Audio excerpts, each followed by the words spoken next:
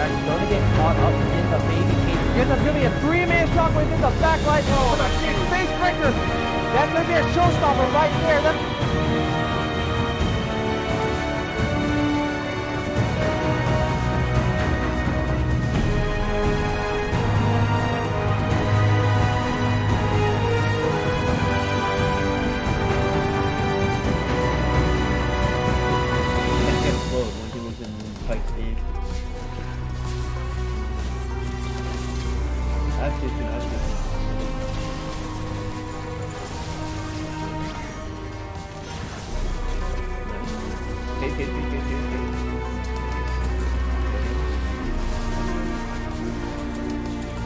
I'm gonna try to get you to print out.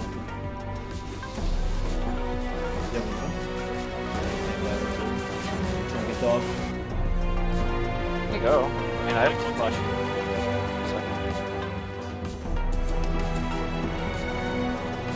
Oh my god! He teleports on the side of CCW. They might try to go for a pick here. Box Prime has to be careful. Doesn't know they're all there. This could be the pick they want, but you have to be careful as well. Though they're going to burst him down. Box Prime dies before anyone else can go in. They still get the second call on the first guy, and here we go. Here comes the Vlad. Keep an eye on the Vlad. Vlad on the backside. There's a double knockout. Keep an eye on the Vlad. Vlad gets one of them. Vlad's able to get two of them on Vlad. He's going to survive on the back end of it, but they're going to be able to kill the Anivia. And there's two dead on the side of CCW. And they get more. There's the Vlad. And they get the knockup on Asthmatic Boy. Can he get the blast kill? No, he can't. He's going to fall incredibly low. They're going to keep going in team shooting. He's going to get the root. They're going to find more. They're going to find everyone. But there's the kill. Unbound. He's doing it all. Unbound doing it all. Give it up to Unbound. Unbound's killing them all. Unbound is winning this game.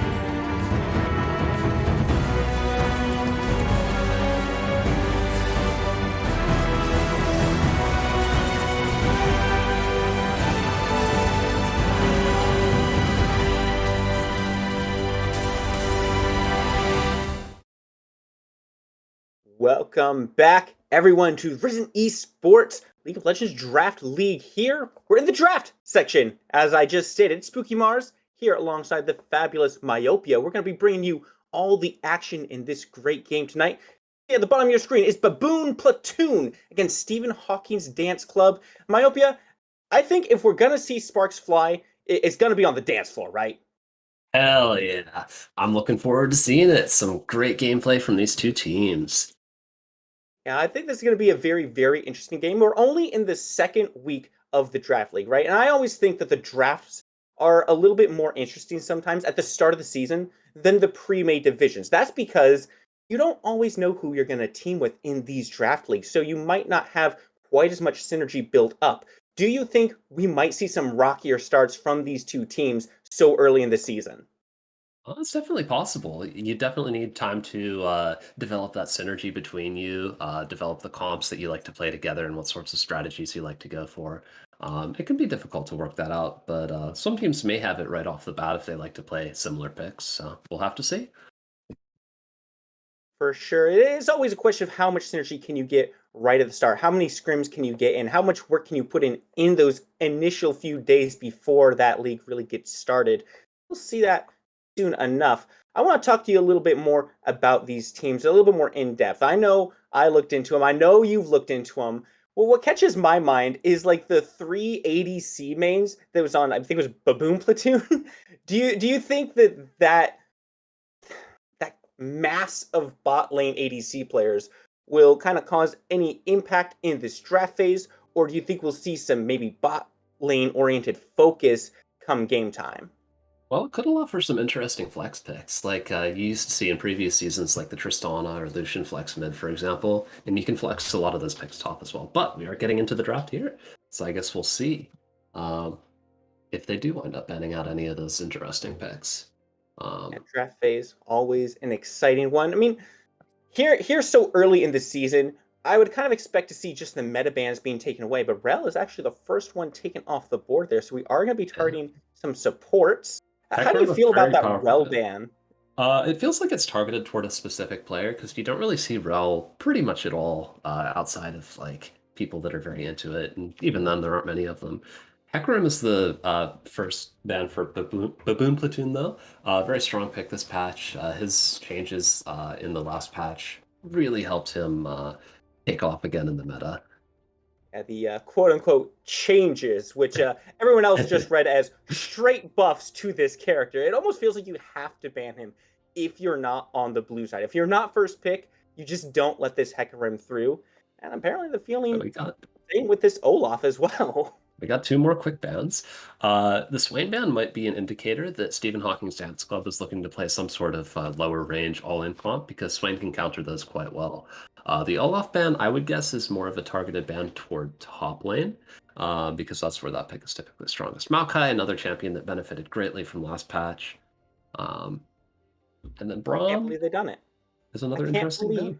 they banned my tree, man. Like, you Oh. have no idea how excited I was for this patch to just bring Maokai back, see him back in the top lane. And what does the dance club do? They ban him out so they can pick up Oh. Seraphine. Like, I mean, yeah, Seraphine? it's a good pick. Why wouldn't you? But Maokai, man. I'll go Oh, for the maybe Fortune not. instead. Hmm. And Well, an that instant Twitch lock. So it's a very strong scaling pick with the Leona. I'm surprised we didn't see a Yumi or something with that, but I do believe she got nerfed last patch, so I not was too actually surprised in surprised that that sense. Baboon Platoon didn't decide to pick up the Seraphine for themselves after seeing Dance Club go ahead and hover that. Leaving that open, do you think that might be a slight misstep on their part, or do you think that this Seraphine is still pretty manageable? I think that picking Leona there makes a lot of sense because it's one of the strongest pairings with Misfortune just because you can lock down people so easily with the pick. So picking it away makes sense. Seraphine also has quite a good ability to lock people down for Misfortune, but it is a little more reliance on um, things being like she can lock down multiple people very well, but her single target lockdown isn't quite as good. So I think Leona's better if you want to go for those picks, which they may want to with something like a Twitch. Yeah, I look at the. It might be a little bit early to look at the team fights, right? Oh, we But I'm have just looking a at Spray and Pray and Solar Flare together. That is a lot of damage that can come through very yes, easily. Ivern is interesting. is We going to have a completely mispick here. change what I thought. What's going on with this Ivern? Um, that is an interesting pick. It may speak more toward like going for a hyper carry Twitch rather than going for those picks and flanks and things like that.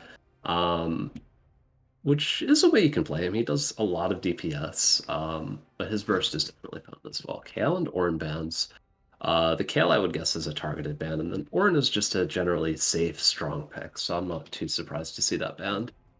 Yeah, I can't ever complain about seeing one of the tankiest characters in the entire game getting banned away. If you want to see your damage numbers actually mattering, you're probably getting rid of that Ornn. Seraphine is the last pick there for Hawking's Dance Club in the first three there. So you look at the top three, you've got Misfortune, Xin Zhao, and a Seraphine going against this Twitch Leona Ivern. To me, this kind of favors Dance Club in the jungle, at least during the early game. What are your thoughts on that? So my immediate thought is that Misfortune and Seraphine want to do a big wombo combo where they CC everyone and get the Misfortune all down. But Xin Zhao, his ult knocks people away. So I'm thinking that's a little bit of anti-synergy there. So we'll have to see how that works out. Um, but I think he doesn't necessarily fit with the theme of the comp in that sense. Do you think then, given that, do you think we might see him gravitate a little bit more towards the top lane? Well, maybe not. This Mordekaiser being locked in kind of makes ganks not so fun if you're trying to look for those 2v1s. He pretty quickly turns them into a 1v1 instead.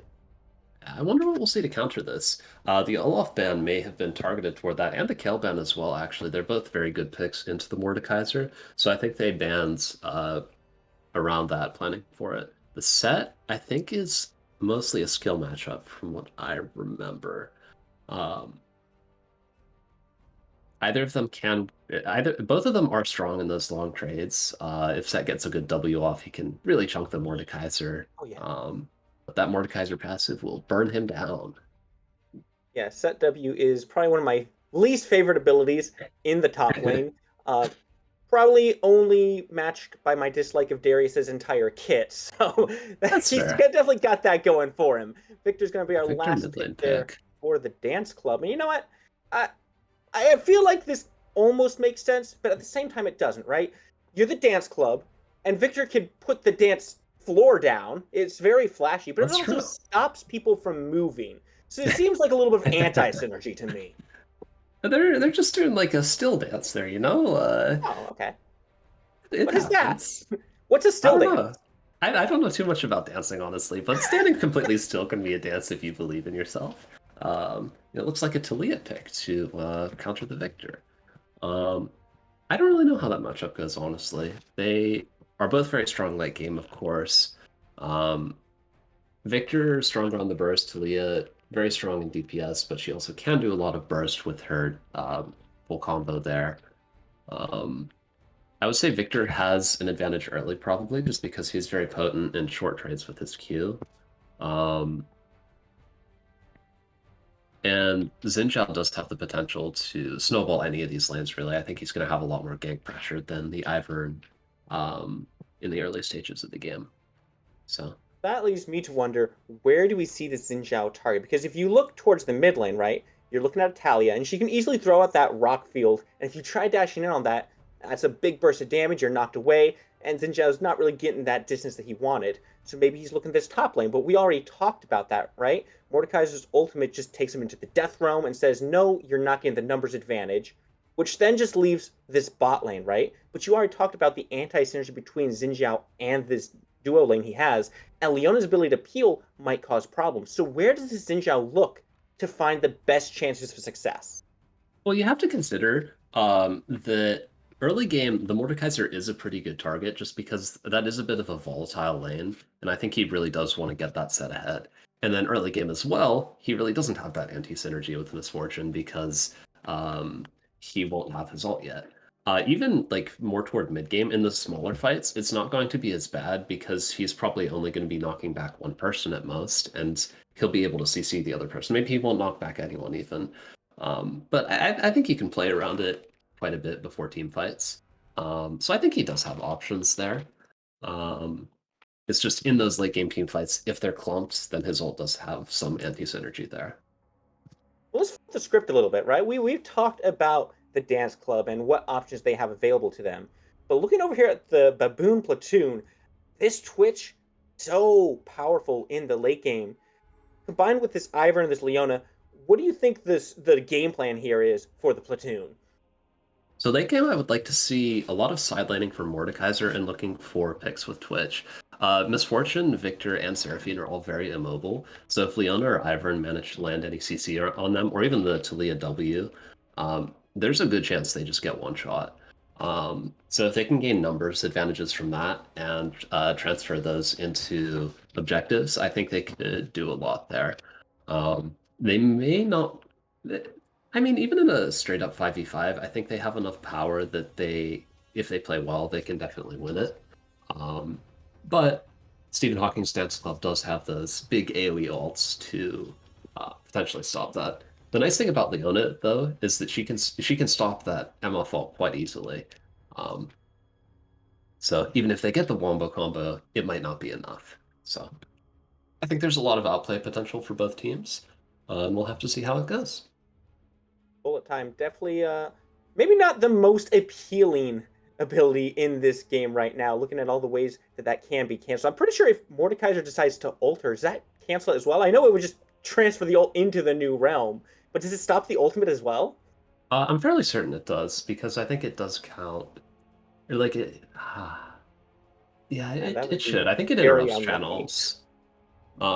But If he's close enough to her to ult her, she probably shouldn't be ulting realistically. That's a fair point. Although there are always flanks and flashes and whatnot, of course, but she has to be very careful of that Mordekaiser. He will just burst her.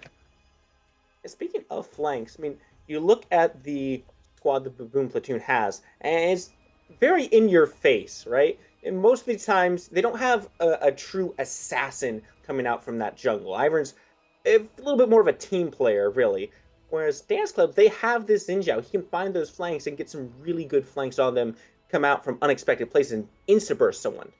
Do you expect to see maybe this Twitch have to adopt a similar kind of assassin playstyle? Or do you think that this tankiness the Baboon Platoon has is going to be good enough? Well, I do think they have a pretty good amount of peel for Twitch, because of that Leona and Mordekaiser just being able to CC them down. But I think we're going to go into break here for the spectator delay. We will be right back with all the action, so don't go anywhere.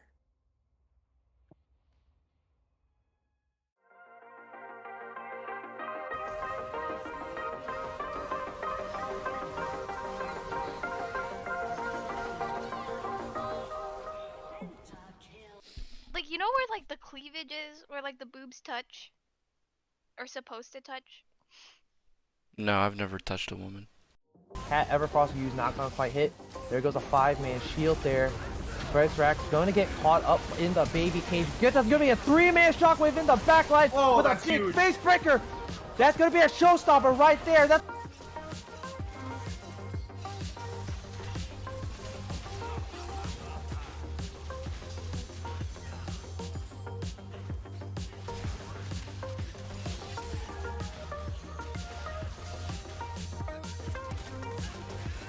Can't get slowed when he was in Pike D.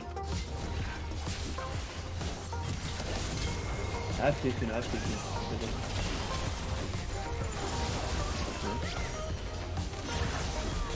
Nice. Okay. Okay then. I'm gonna try to get you the penta honestly. You have one more? You can't die with blue. It's gonna get dog. You can go. I mean, I have to flash in a second.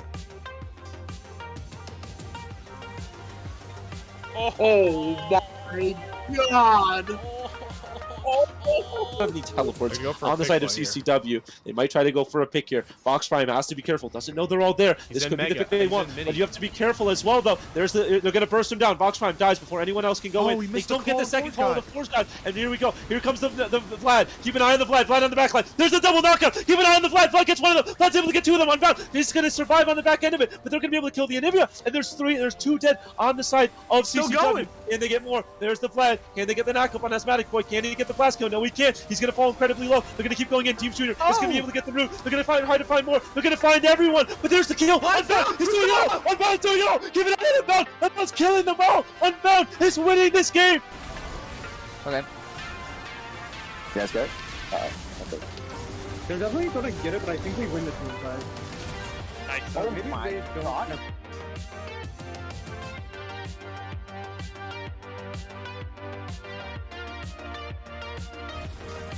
Get it!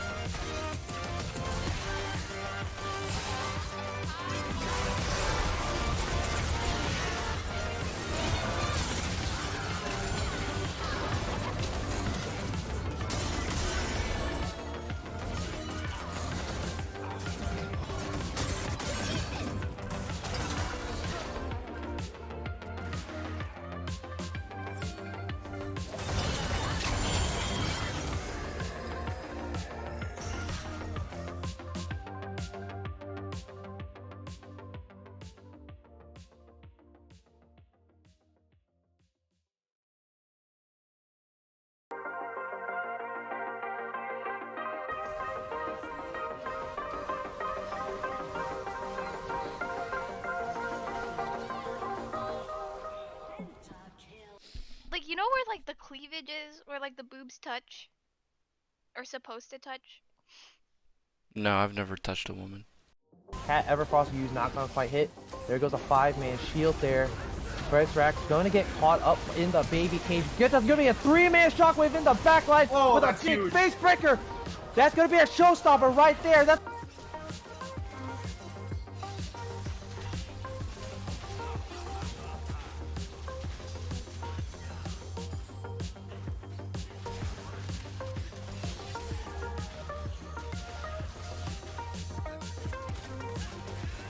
Can't get slowed when he was in Pike Steve. I have Platoon, I have Platoon.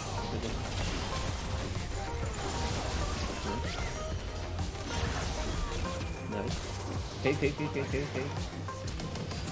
Okay then. I'm gonna try to get you the penta honestly. You have one more? You can't die with this. It's gonna get dogged.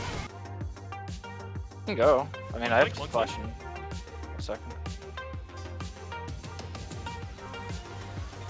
Oh my god!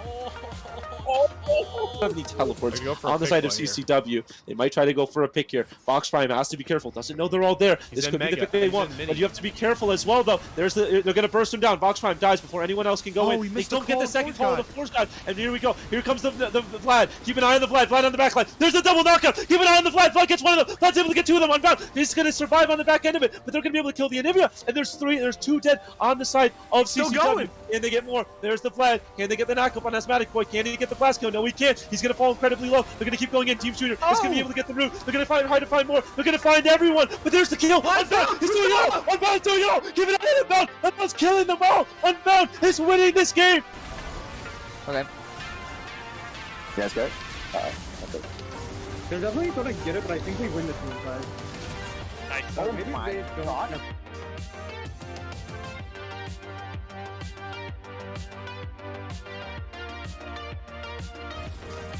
Get it!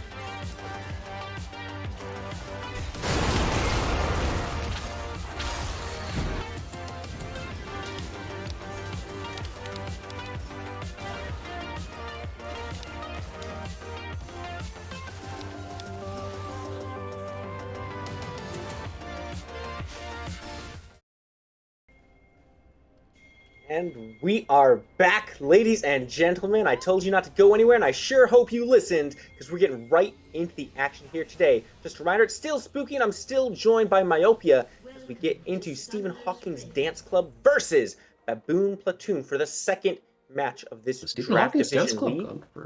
We are going to see a little bit of forward play here, maybe an invade. They don't have much CC level 1 though, so it's a little hard for them to do too much, but if someone oversteps, they might be able to force a flash. Right now, Baboon Platoon is in position to collapse if they need to. Solbert does spot this out. Good root comes through, and there's the collapse up from Talia. Zenith and Cordial are in the area, so Hubris has to be careful here. Doesn't want to step too far forward, and he recognized that. They're going to step back. Yeah, but just in general, there's not that much CC on either team at level 1.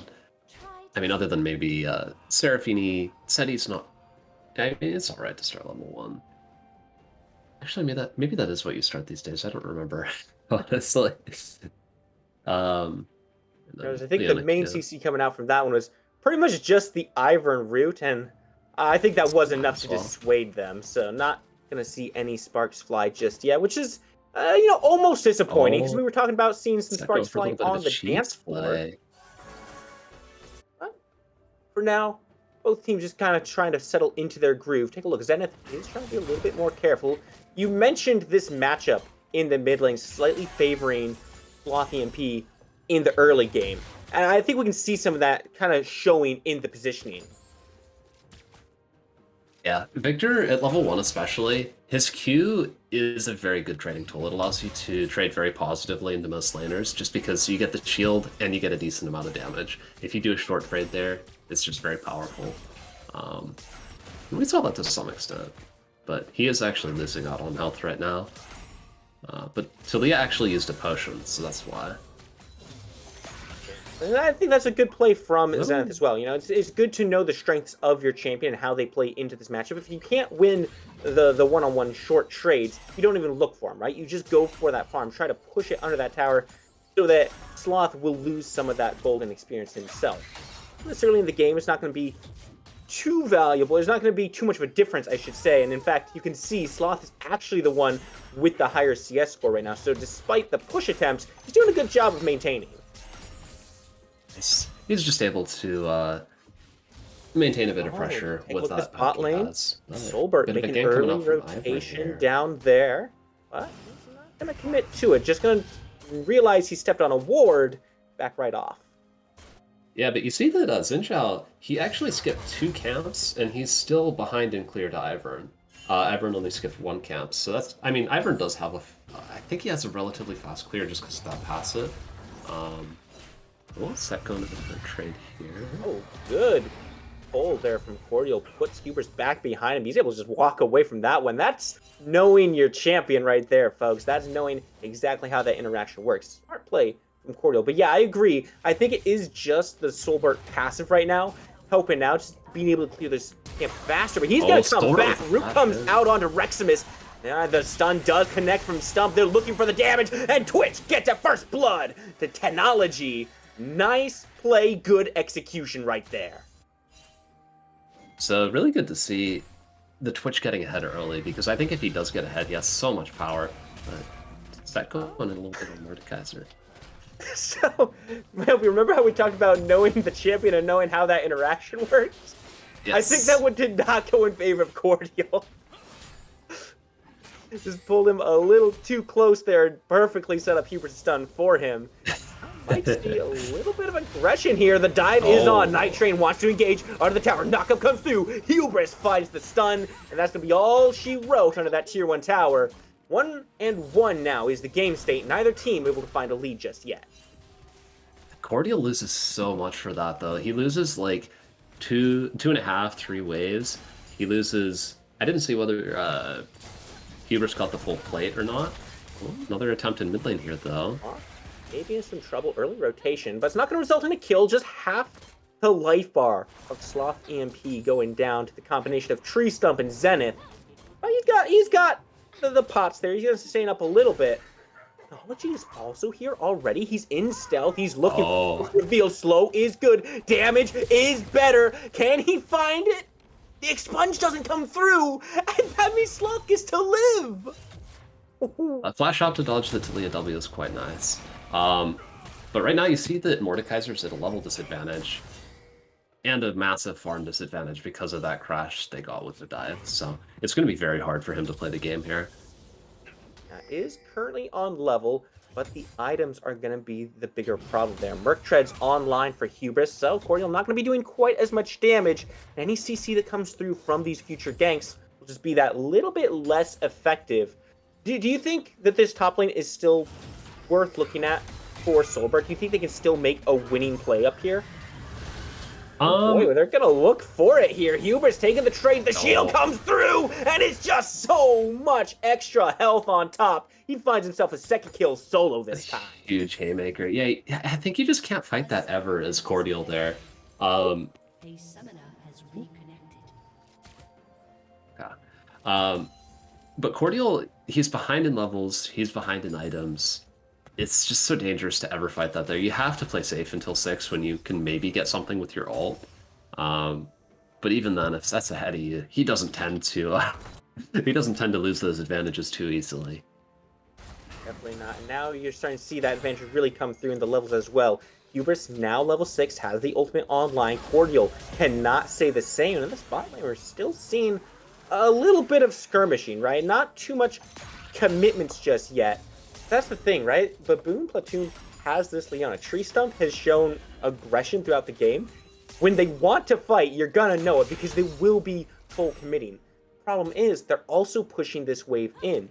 So where does their opportunity look? Do we just see them go mid again? Yeah, I mean, apparently. I do like to see a lot of rooms from a Twitch Leona.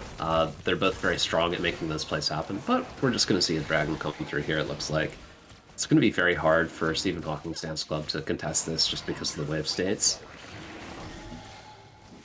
So it's just going to be a free dragon for them too here. Baboon Platoon, the way they're playing, they want this aggression. They want to be outputting the damage. So an Infernal Drake as the first dragon for them, well, that looks pretty good for their early game. That does a good bit of work towards helping them out in this playstyle.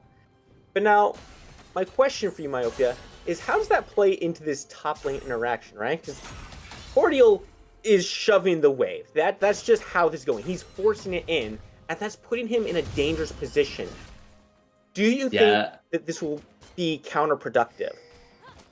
I think it depends on how far he steps up, but if Set's able to get a freeze, which it looks like he's doing now, Cordial's just not going to be able to play the game. He can never fight Set at this point in the game. Oh, bit of an engage. Nothing much there, but he can never fight Set at this point in the game. He's probably a good 1,000 gold behind at this point. Maybe more, honestly. Yeah, he's 2 plates down, so it's probably more like 1,500 or so. So he can just never fight Set. So he has to put himself in a situation where he can get as much farm as possible without fighting Set. And that is possible to do. It's good that he's taking the Krugs, as you can see here. Gets him a little more gold without putting him in danger. But he does have a bit of a range advantage over Set. The majority of the time, other than Set's E, which is about the same range as him. But that allows him to farm somewhat safely. But he has to put the wave in the right spot for that to happen. Full time now used in the bot lane. Water just trying to push that wave in, full clear it. So ultimate now down for Water. Misfortune doesn't have that tool available to her. And that's one of the biggest damage tools that they have in this bot lane right now. We've already seen Solbert go down here once. With this ultimate being offline for a little bit, and Rexmas not having the ultimate just yet, do you think we see another rotation come through here? Because both bot laners, they've got level 6 here. It's definitely possible. Well, Solbert is answering that question for us. He's already down there. So is Night Train. Up in the top lane, meanwhile, Uber's trying to get some more plates. Cordial's trying to take a favorable fight, pulling him back in. Not able to get that extra tower shot off. Bull does come through, but the shield is good. Cordial in no danger at all just yet. The small trade, and it actually doesn't seem too bad for Cordial there. It almost works out in their favor. But in the bot lane, things might be changing. Tree Stump is the target. CC comes through. Night Train finds the 3rd kill for the Dance Club. Haymaker drops in the top lane. Cordial is still able to walk away. There's just a 1 for 0 across the map. Yeah, it winds up not even mattering that the bullet time isn't up, just because they have enough CC just to burst down the Leona there. And that's going to even up that bot lane quite a bit, put Xin Zhao ahead, allow him to snowball, which is good to see. I think I'd definitely give Stephen Hawking's Dance Club a huge advantage at this point in the game, even if they're down a dragon. They're just super far ahead in top lane, pretty even in mid lane, and reasonably even in bot lane.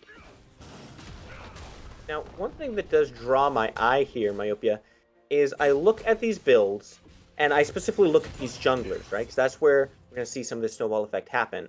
Night Train has not opted to pick up his boots just yet. Meanwhile, Solbert has the full Boots of Lucidity and just a slightly faster clear time than Xin Zhao on a base level.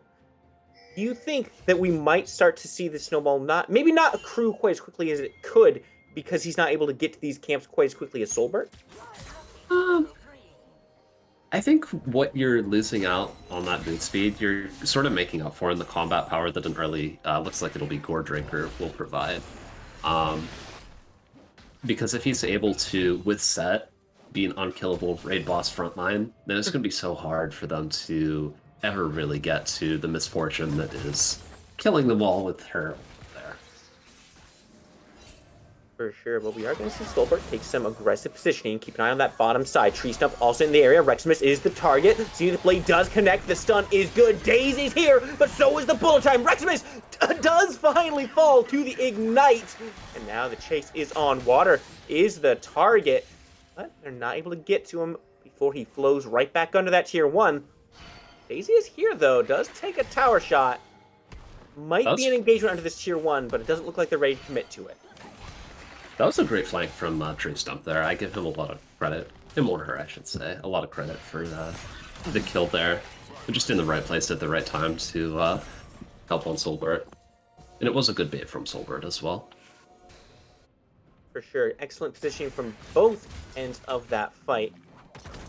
Eye up here, Technology. Once again, in this mid lane, they're just trying to make something happen. Pink Ward does spot it out. They're not going to find too much success there. Dragon coming back up. It not coming back up. It is up at this point. The Hex Drake, it looks like this time around. I expect to see some action around there. Huber's pulled into a tower. It's going to be fine. But do you see both teams start to group around this next dragon? Technology is actually using the ultimate spray and pray, going for a kill. Sponge does come through, not enough to find the kill, but that does force the Dance Club back. And, you know, I think that answers the question, Myopia. I can't see them stepping up to this dragon now. Yeah. Ultimately, it just got them so low that they're not going to be able to contest this for the foreseeable future. So it should just be another free dragon. Over to the red side here. But Huber's just dominating this top lane. Yeah, Hubris definitely has the edge, and good idea from Cordial to decide to back up there. But here's the thing, right? Sure, Hubris is winning on this top side. But on the bottom side, Baboon Platoon is making a little bit more leeway, you know? Their bot lane is 2-1-1 rather than the 0-2-2. They've got both dragons that spawned so far.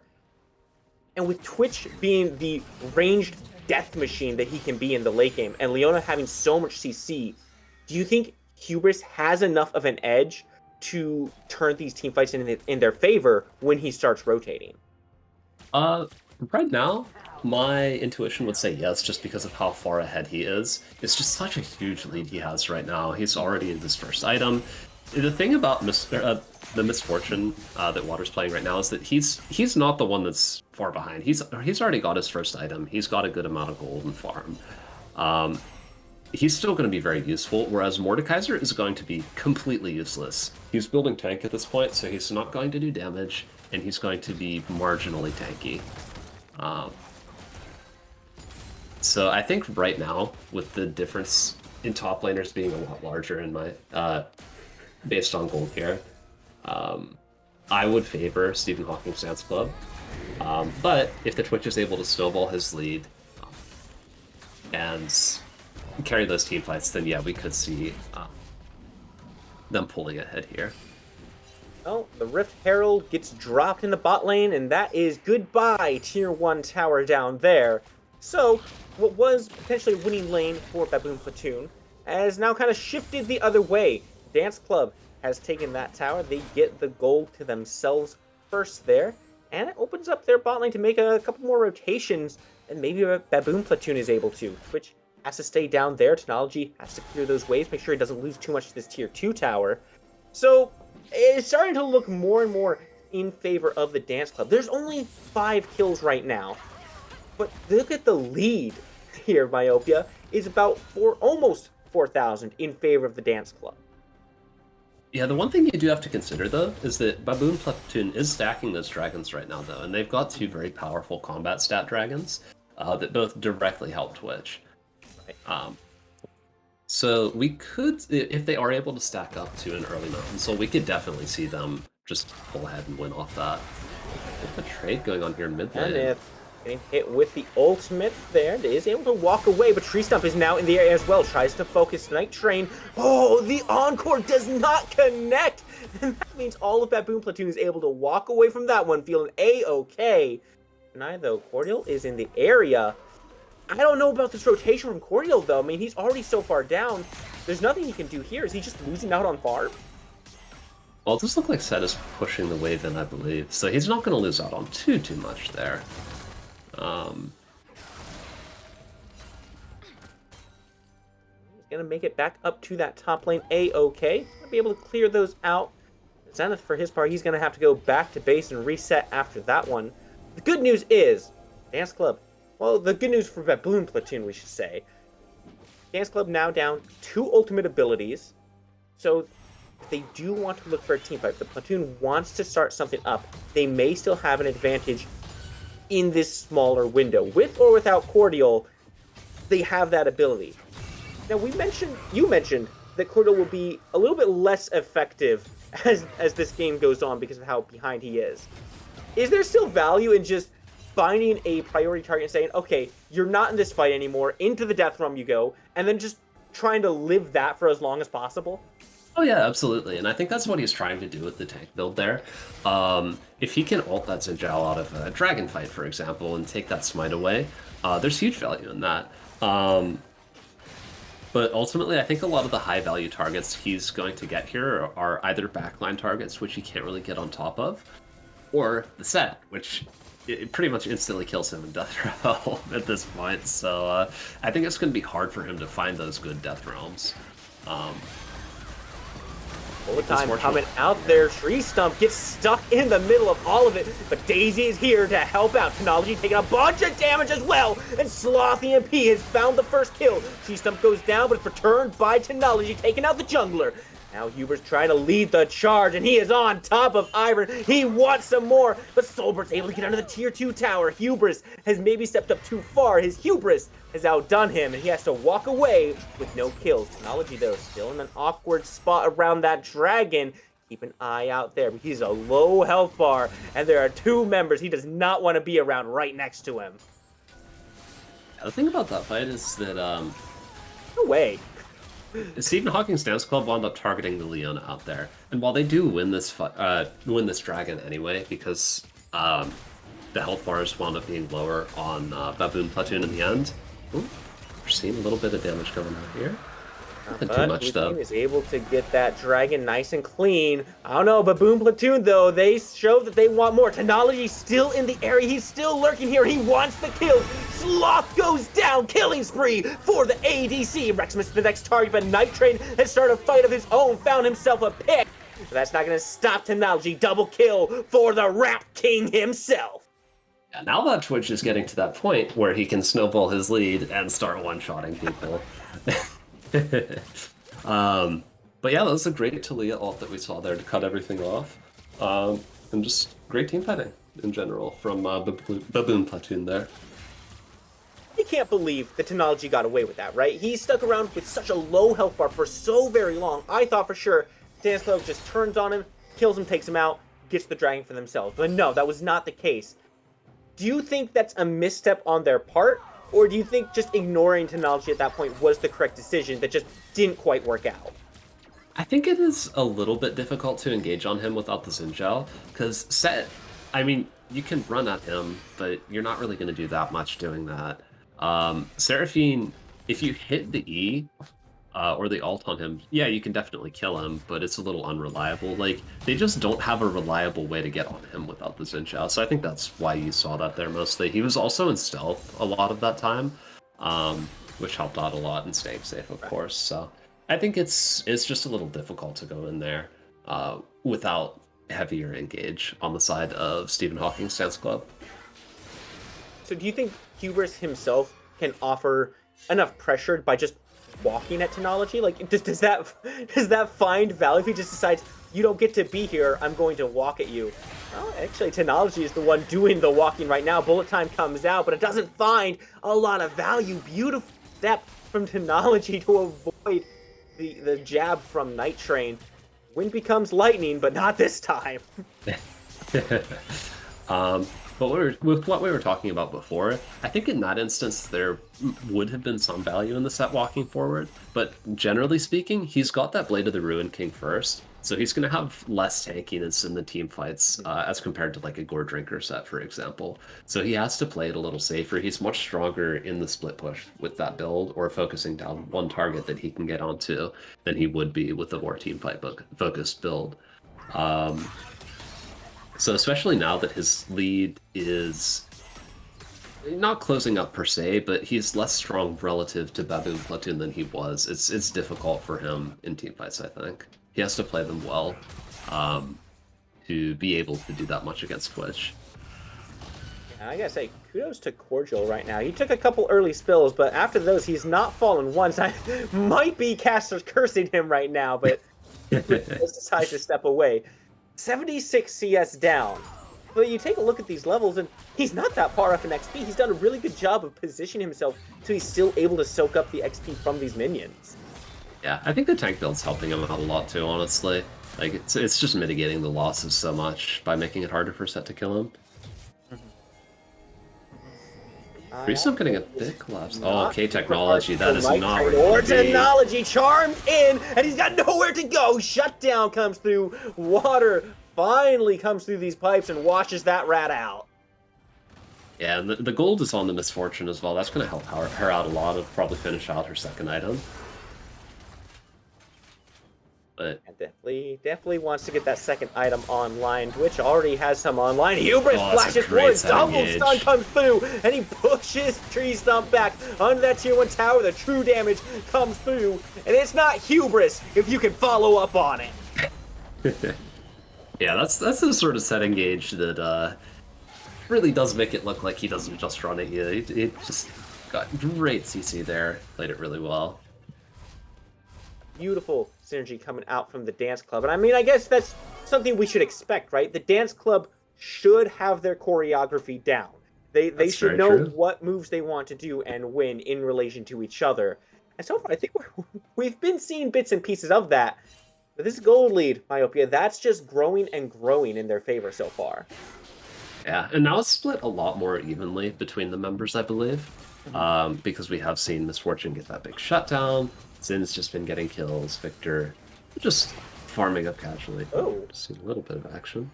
But I do like it a lot more now that it's not just on the set. It becomes less an issue of whether or not he can carry solo. Yeah, for sure.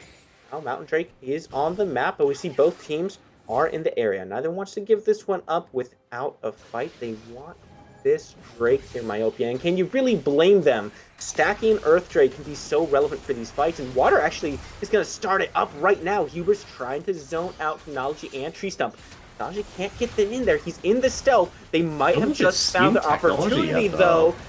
Zenith in the area. Solar Flare comes down, and Blue Team Dance Club does finally secure that Dragon Smite is good, and Technology finds the kill. Now the Dance Club wants to search for it, but Cordial is not having it. Takes Sloth down. Mid laner is gone. And now Hubris is bringing Tree Stump back into the fight. Cordial takes a bunch of damage, but Tree Stump is the main target here. Zenith Blade comes out, but it's just buying time. Night Train finds the killing spree. Cordial, you gotta get out of there, my man. You cannot fight this anymore. But he still looks for the grab. He might have just sealed his own fate with that one. Does throw the damage out, but Night Train finds the chilling smite. Grab comes through, but the damage is too much. It's 3v1. Reximus finds Cordial, and that was not very cordial of him. Yeah, ultimately, I think in that fight, it was just that K-Technology, he wasn't really able to find those key targets to burst down. Like, Water was still almost at full health at the end of his, or at the end of that there, when Twitch went in. So without that Twitch burst, like, it's just hard for them to kill any of those backline targets. I think Water's positioning was just very good throughout the entire fight. He was able to avoid almost all of the damage. So, we've seen a couple fights now where things have just not really gone right in Baboon Platoon.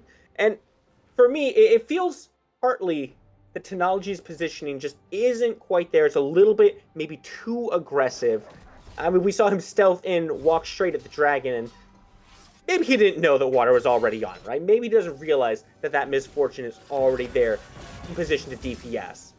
But something has to change, Myopia. What does the Platoon need to adjust to stop this Dance Club from just tap dancing over him?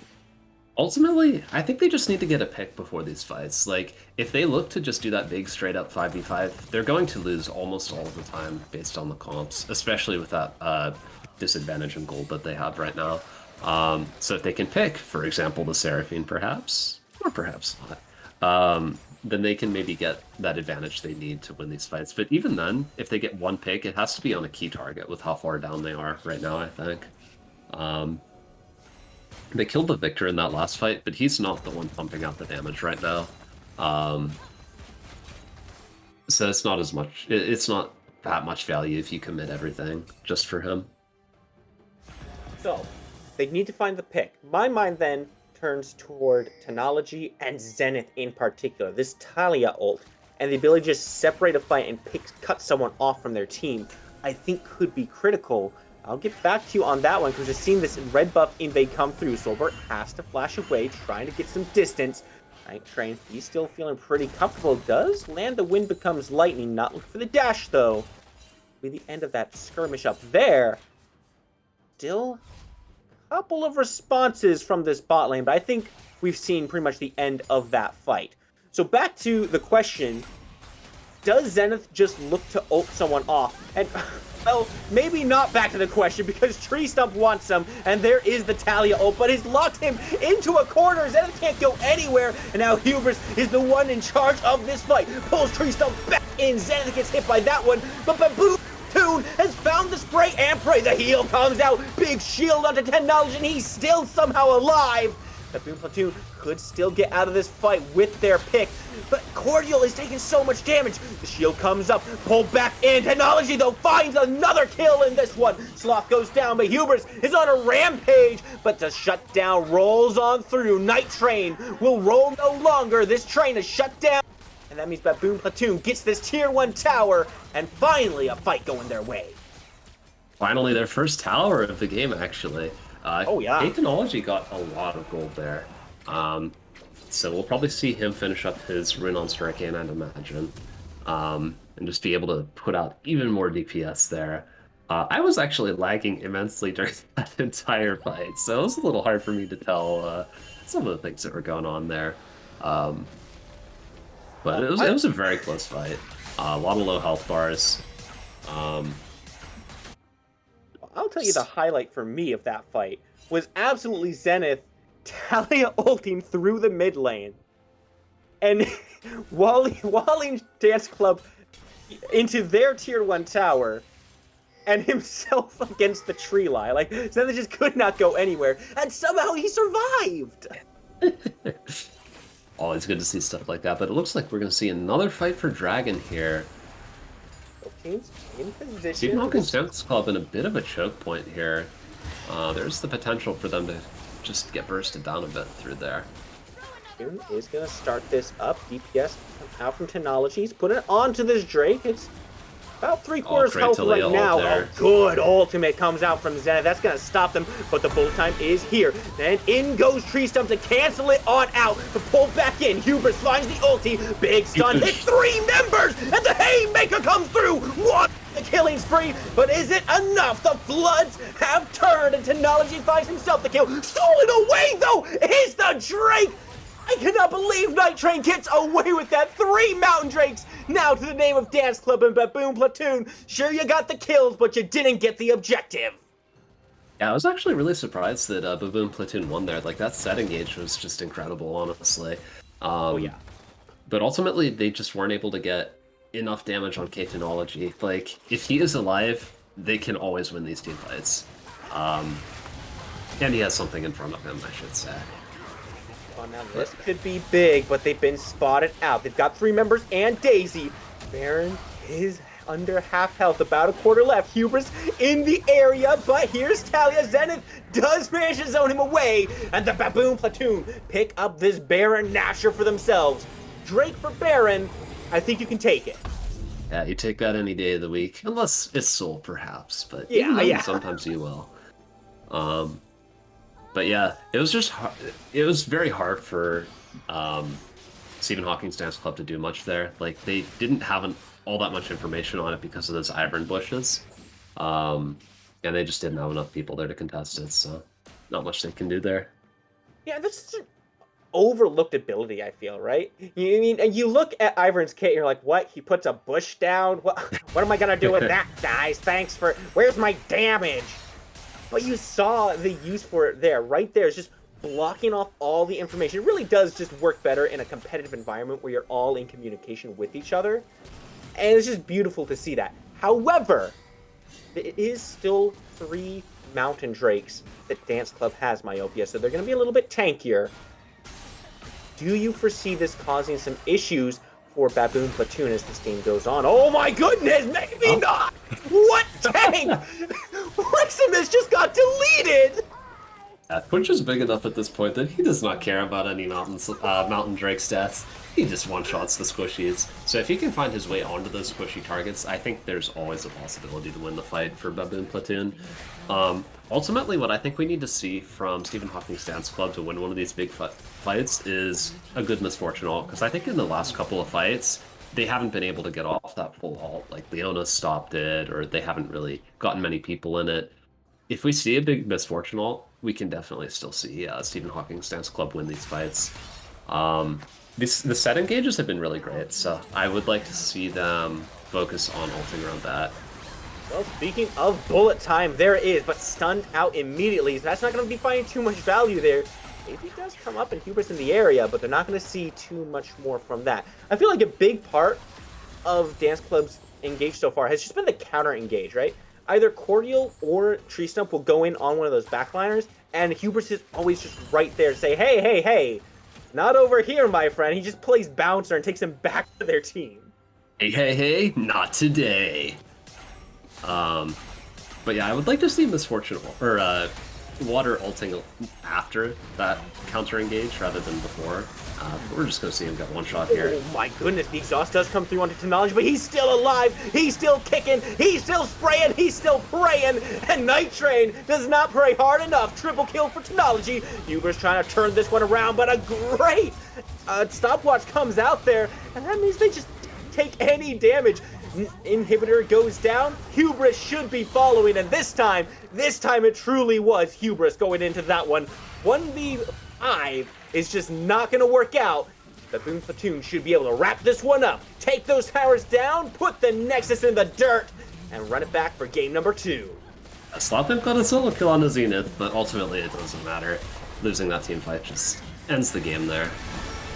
Yeah, it's a good stun at the end, but it doesn't hit Technology. That means he still gets to keep on pewing right at that crystal until it breaks. And after maybe a surprising turn of events for Baboon Platoon, they're able to seal this one up. I'm level with you, Myopia. I didn't see it coming. When I looked at the way this game was going, I looked at those gold charts, I didn't see that Platoon pulling it back like this. Yeah, this is a surprising one. I think ultimately, Twitch was just too powerful in the end. He had so much gold on him that if you're not able to kill him, you lose the team fight. And ultimately, they just didn't have enough damage with their dive to be able to kill him. Like, Set and Zinjao could go in, but they had enough peel to keep him alive every time. And we didn't really see quite so many Misfortune ults or Victor ults coming over top to burst him down. And ultimately, I think that cost them the game. I also felt like towards the end there, towards the late game, the Baboon Platoon was just finding these staggered picks, right?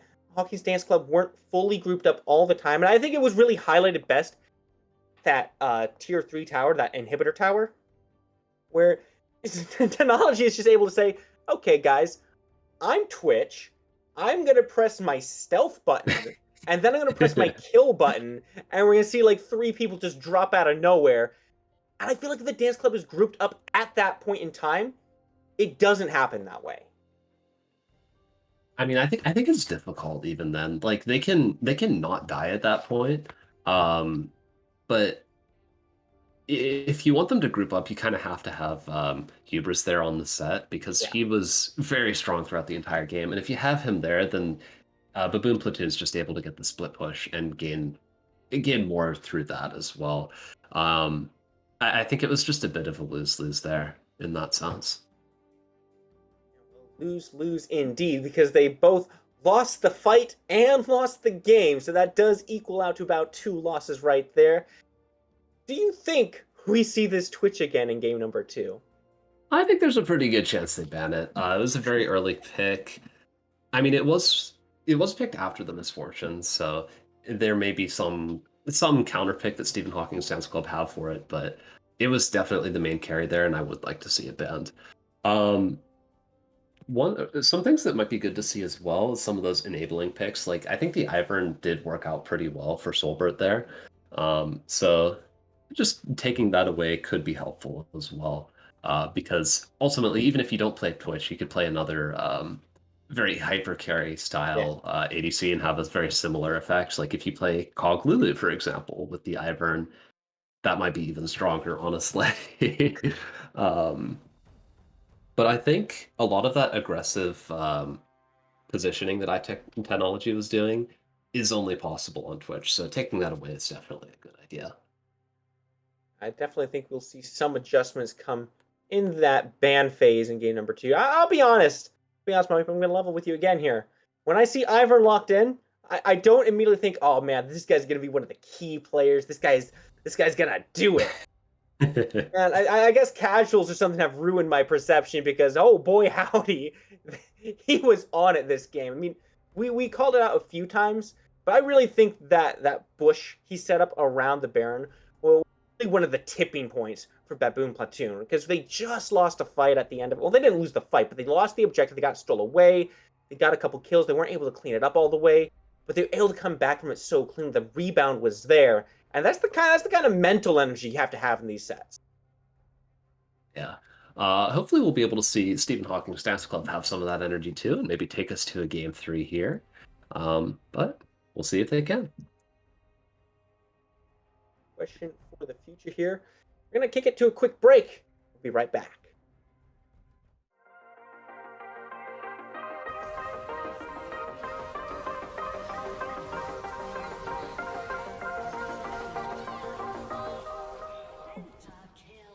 Like, you know where, like, the cleavage is? Where, like, the boobs touch?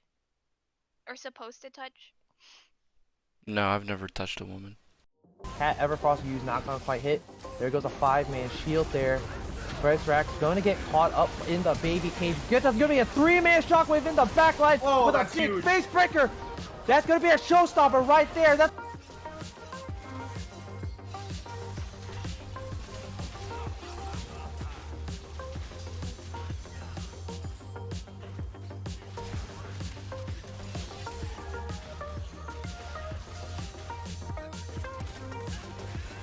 Can't get slowed when he was in Pike's D.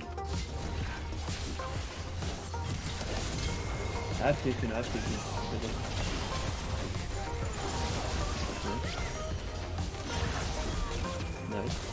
Okay. Okay then. I'm gonna try to get you the penta honestly.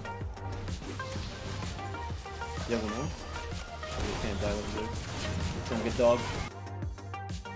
Can go. I mean, I have flash in a second. Oh my god!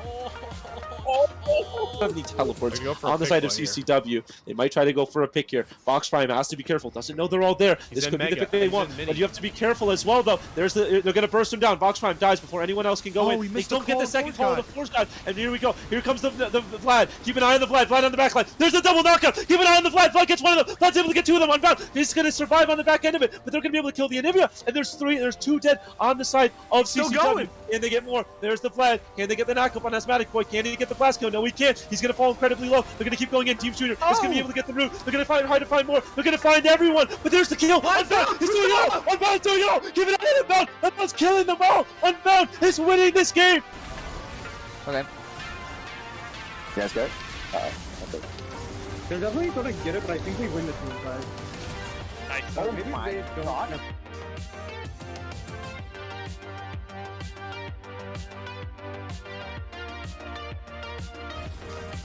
Get it!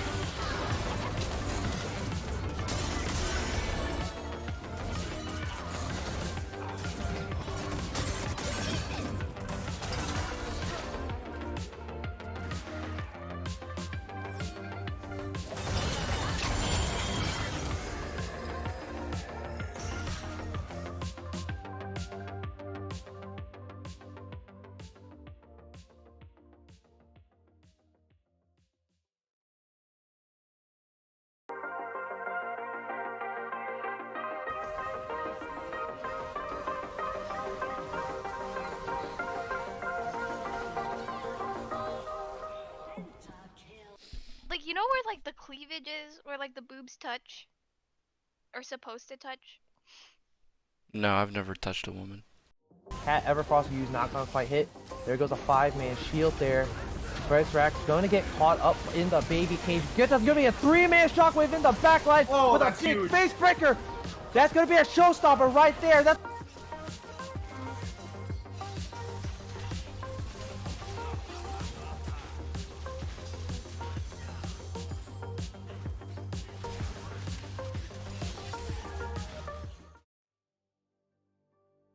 We are back once again. Game number 2 rolling right on in. Baboon Platoon against Stephen Hawking's Dance Club. Now, the Dance Club didn't find their way dancing to victory in game number 1. Instead, the Baboon Platoon aped out and were able to get there. But everything could change here in game number 2. It's still spooky. It's still Myopia bringing you all the action and excitement. Myopia, we talked a little bit at the end there about some changes we'd like to see. We talked about the Twitch. We talked about the Ivern. But Baboon Platoon, they're the ones with the first pick here. So my question now becomes, can Stephen Hawking's Dance Club afford to ban those two away and possibly leave up something important like, oh, I don't know, the Hecarim? Well, last game, I believe they banned the, what was it, Rel and Swain, correct? I think the Rel especially is not a necessary ban. Like, you saw last game, the Baboon Platoon just wound up playing Leona. And while they don't do exactly the same thing, they both do provide that strong engage. So ultimately, I don't think you gain that much by banning Rel. So I would like to see that ban dropped. And then the Swain ban, I think, is more of a second phase ban, just because if they pick it early, you can build your team comp to counter that. You can pick a lot of long range and stuff to maybe DPS him down like a Vayne or something. So I don't think he's a very good first phase pick. So I would like to see them drop those two bans, honestly. What? I'd like you to continue talking about the Swain counterplay picks because I am very bad against him and I am taking notes here. But instead, he's going to be the first ban taken away by the Dance Club. I'm going to see much of the same from Platoon. Olaf, but Victor taken off the board this time. So Zenith apparently did not enjoy his time in that mid lane playing against that Victor. So we're going to see Sloth on a different pick this time around. Do you think that ban is necessary? And what do you think the Dance Club replaces it with? That's interesting, just because I didn't see the Victor as really being a huge factor in the last game. Like, Water had some pretty good moments with his positioning, and Hubris, of course, on the set was just huge. But Victor, he was sort of just like a silent DPS man, in a sense. He did pretty well in lane, but not to the point where I feel like it's worth the ban. I think what he replaces it with just depends a lot on team comp. Like, I think Victor makes sense for wombo combo it all. There's the first pick Hecarim, like you were talking about. I mean, if you don't ban it away, if you give them the opportunity, the teams are going to take it. Boom Platoon, I think, just kind of makes the steal of the draft there again, the Hecarim. But is the Hecarim really such a big deal, Myopia? What can they pick up still to maybe counter this out? To counter it out, the Mordekaiser pick. Interesting. So it'll go for the other team this time. To counter the Hecarim, I mean, they could just draft very strong disengage. Maybe something akin to like a Karma or something like that to disengage, provide those shields to prevent the engage. Stuff with a lot of mobility can help as well. I would not like to see the Misfortune into Hecarim. I think that's a really bad pick there. Well, it's got to get locked in, unfortunately for you. Now, yeah, I think Hecarim just presses R, and suddenly you are no longer in R. Misfortune is also very immobile, which means that it's pretty easy for Hecarim to get on her. Mordekaiser does have the possibility of ulting him when he's going in to prevent that strong engage, but I really don't like the Misfortune pick here. All right, now here's my strategy. You can tell me this if this is troll, right? But so Hecarim likes to run at you, right? So my idea is put walls up in front of him, pick a Nivea and Karthus, slow his movement speed down. Surely that works out better for you, right? Well, the thing about Hecarim is that he can go over walls with ult, so he might just not care, honestly. But Yeah. this is interesting. I think we're seeing a Lilia top come out to counter the Mordekaiser here. Um, Either that or Hecarim top, which I think is considerably worse than the Mordekaiser because he has to go melee range, whereas Lilia does not. Um, but Lilia top has been sort of like a sleeper top lane pick for quite a while. Honestly, like almost since she came out, they've tried to nerf it out of top lane a few times, but she just has that kiting power and early bully potential with her passive and the extra range she has on most top laners that she's just able to be pretty strong in general in top lane. Uh, Nautilus an obvious pairing with Kaisa. Back when she first came out, it was one of the best picks with her. So it's not that surprising to see her or him get bounced there. It's also again pretty good into Misfortune because he can ult her to knock her up and stop her ult. Take a look at what's on the board and what's been picked, what's still available to be picked. Seraphine's not going to be one of them. But, you know, I look at this. Leona is still available. The Rel is still available. Those were picks that we know Baboon Platoon is comfortable with. Do you think Yeah, one of those get taken away here? Or do you I would like think to that maybe see. the Ivern has to go? Well, not the Ivern. I would like to see a Leona ban. I think it just fits very well with what they want to do right now, which is go the hell in and one shot them. But we're going to see a Lissandra ban. I think that also fits with what they want to do. Um, but that does mean that Baboon Platoon has the potential to go for that engage support that just really supports their current just dive the hell in team comp that they're going for there.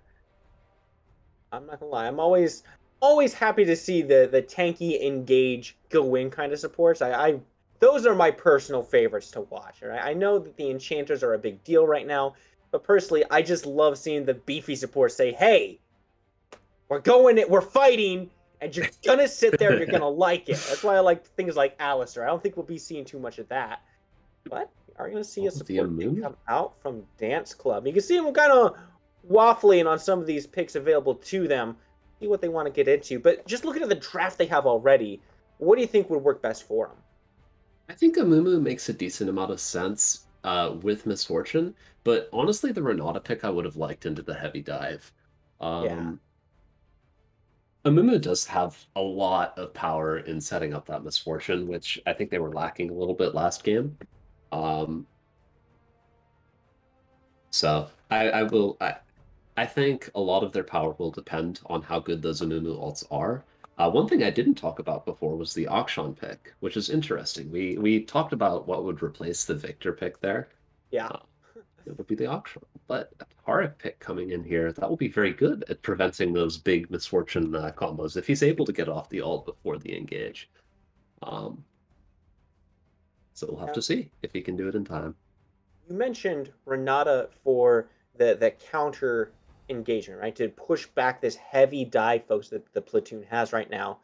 Do you think Amumu still has, some tools to offer there with the Curse of the Sad Mummy being able to lock down some of these targets that want to just jump in and then set them up to be collapsed on? Oh yeah, absolutely. Um, I think the thing about Renata ult is that it's just amazing in choke points. Whereas Amumu kind of has to be on top of them already to ult them. And I think that Baboon Platoon's sort of like they're not going to be fighting super close together a lot of the time. They kind of are. They're low range. So yeah, I think it's a pretty good pick here in general. All right. But Myopia, I set oh, you is up to that talk Akshan about that, but like top? Zillion and Vigar is our mid lane matchup. Zillion and Vigar. I've I seen some mean, Zillion here, right? But I've seen him more in support. He's going mid lane against this Vigar. It feels like this should not be a good time for the time man. you have to keep in mind that it's not necessarily Vagar mid. It could be something fun like Vagar support, It's not uh, fun at all. Amumu jungle, and Akshan mid, or it could be Akshan top, Amumu support, Mordekaiser jungle. There's a lot of interesting things that you can do with Stephen Hawking. That's close call. A lot of flex picks there. The thing about Zillion is He's actually pretty decent into Vagar because Vagar has a very choreographed way of killing you that you can just press R on, and that's an Akshan ban, which I think is a misban. Yeah, So it'll take a few seconds here. that is a very good counterpoint there. You can see the Viger ultimate coming in and say, okay, well, that's cute and all, but time magic. Hee hee ha Yeah. ha.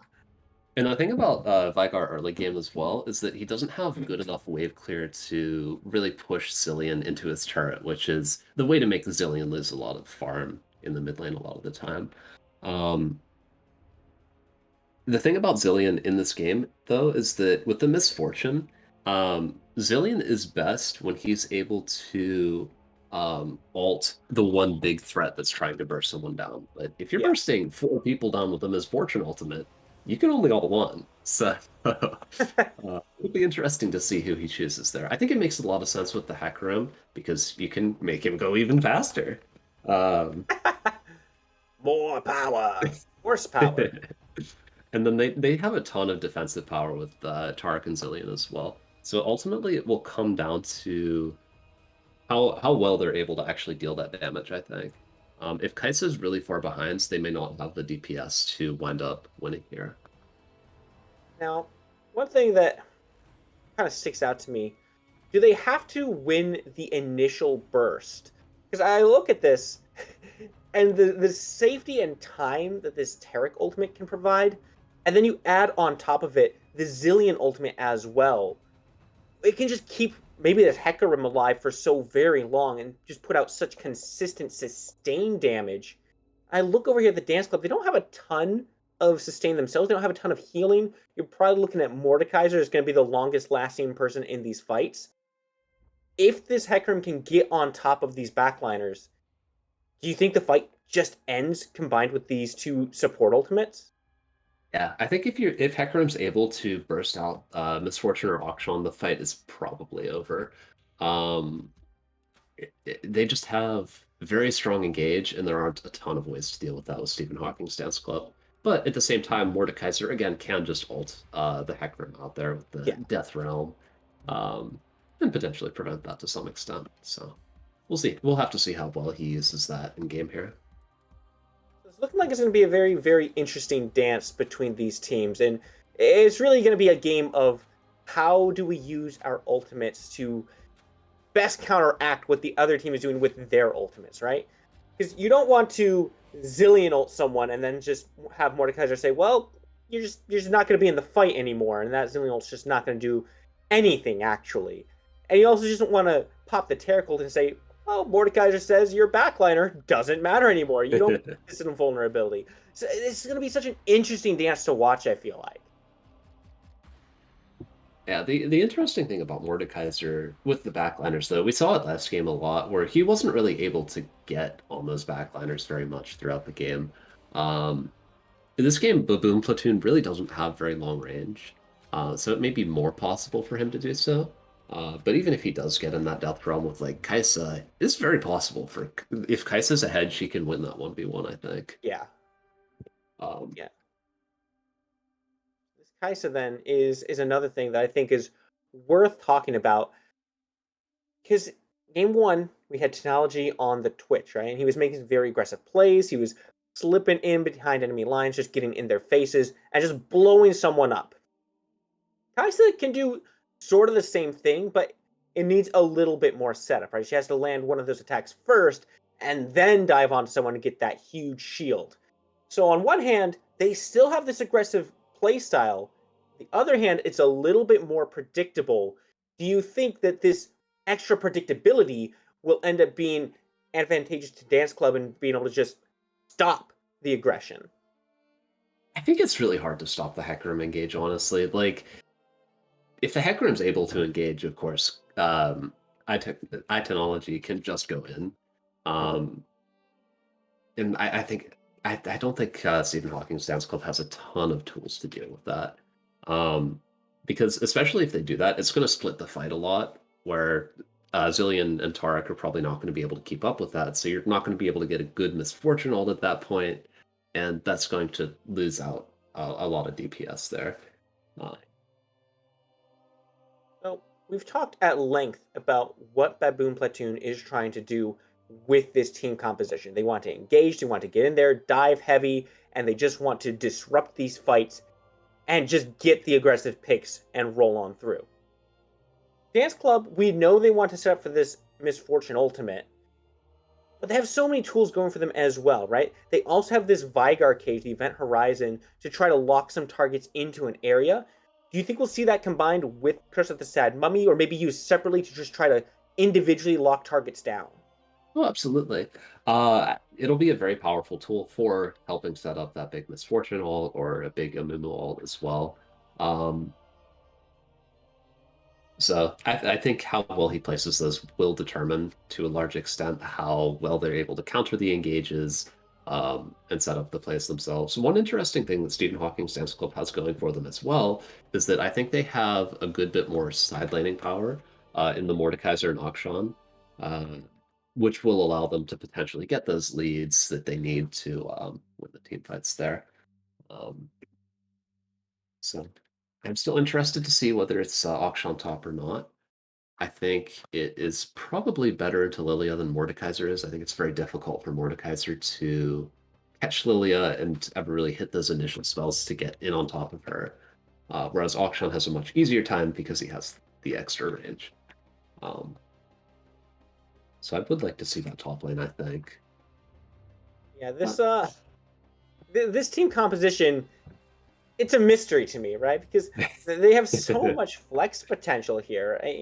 You could see just about any of these going anywhere. I think the only thing we're pretty much sure of is that Water is going to be back on the Misfortune. Water is going to be in the bot lane.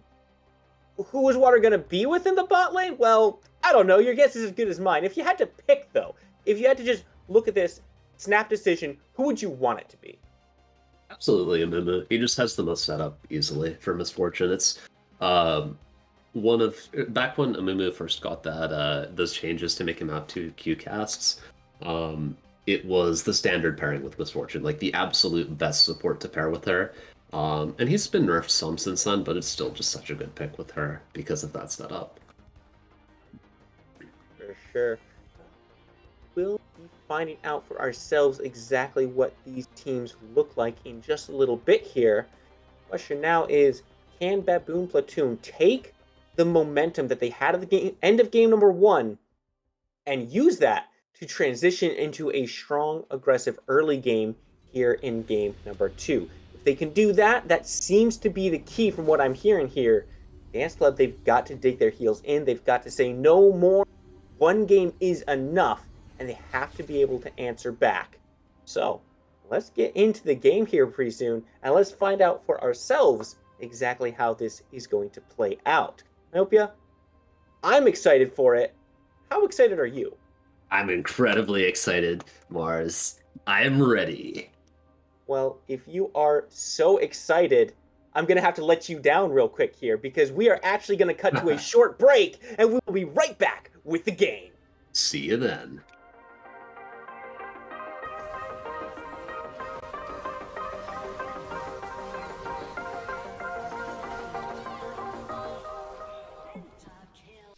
Like, you know where, like, the cleavage is? Where, like, the boobs touch? Or supposed to touch? No, I've never touched a woman. Cat Everfrost will use not gonna quite hit. There goes a 5-man shield there. Rack's going to get caught up in the baby cage. That's going to be a 3-man shockwave in the backline with a big huge face breaker. That's going to be a showstopper right there. That's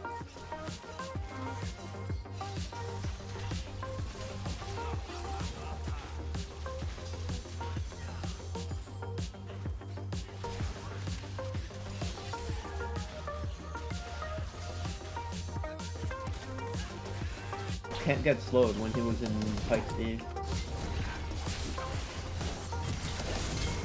I have Platoon. Nice.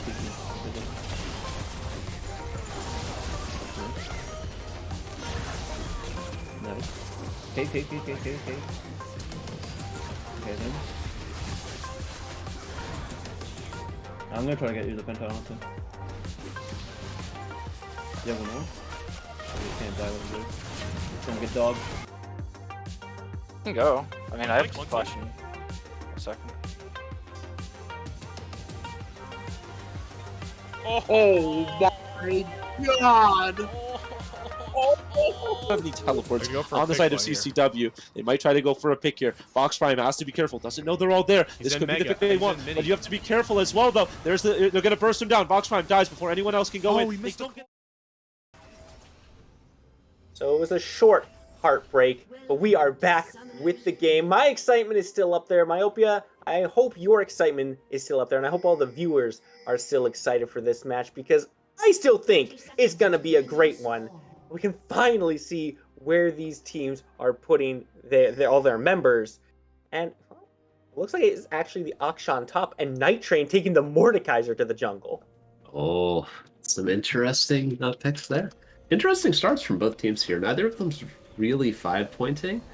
I'm not sure. I'm not really sure what the intent is here, honestly. Like, having 2 mid doesn't really give you more information. But You I know, don't think they it's have... going to matter too much here. Neither team's invading, so... Well, I think the idea here is that both Mordekaiser and Vigar are champions with headwear that obscures their face entirely except for their eyes. And so they just wanted to have that kind of synergy. We do actually see some aggressive positioning coming through here as the Dance Club is just tap dancing their way, jazzing on over to this red buff. They're going to steal that away from Baboon Platoon. Not even spotted out on this one. Nope, they should be spotted out because they have a ward on that try area. So we might see them split them out. They're stepping right into it. They're stepping right into it. Tree Stump is going to be the aggressor here, targeting water. Flash is used though. Tree Stump gets ignited. Technology walking his way back. Does put some good damage out. Pull back in though. Less than half HP already in this lane. So far, Myopia, I don't think this is the start that Baboon Platoon wanted. Yeah, not a great start, but Solbert does know that his red buff got taken, so he has the possibility to split them out and protect that Lily a lot. Because we saw that Cordial got very far behind last game, and the Akshan has the potential to do that. Oh, a big trade coming in here from speaking of the potential, you saw it right there in action. Good call out, because they are just going for blood, which I suppose shouldn't be too surprising after the performance Hubris put up in game number 1. He's shown that he knows he can handle this matchup, and he wants to control. He wants this lane. Now my question, Myopia, we didn't see a whole lot of rotations coming out from Hubris in game number 1. Oofda, do you think if he can find a lead here in game number 2, we see that change with this Akshan pick? I think it's definitely possible. Akshan has his stealth, which allows him to roam much more easily than something like a set. So we could definitely see some roams for him here. He does not actually have teleport, though, so that will limit him to some extent in that sense. Zenith taking a little bit of an early XP lead. He is level 4, and I guess that's just what you expect when you have someone like the Zillion in the lane, right? You're going to be seeing a little bit more XP in that particular role. Well, Hubris has this lane pushed in. He's just trying to force Cordial to lose some of this farm, and really is more of the same. We saw this exact same thing in game number 1, and it's just going to be just as effective here in game number 2. Yeah, and the thing about Akshan is that if you're able to abuse that range advantage, you can shut out so much ability to farm, get XP, all of that from the opposing laner. Which we've been seeing pretty well so far from Hubris. Set, while he's great and is very good at just bullying people and stat checking them, if somebody plays really safe against him and you don't have the wave position, you just can't really go in, like if they're too near tower. But Akshan, he can just keep on poking you down. He doesn't care. I refuse to accept that because I lost to a set recently, and the only way I can accept that is because he's broken and can go in whatever he wants. So that's the story I'm sticking with. Well, that's always the story in the losses, isn't it? Yeah, man, it always works out. Here in this bot lane, though, we've seen it go a little bit more towards neutral. I say that, but the engage does try to come through. Tree Stump not having any of that, actually turning the aggression back onto Rexmus. He's trying to cry his way to a victory.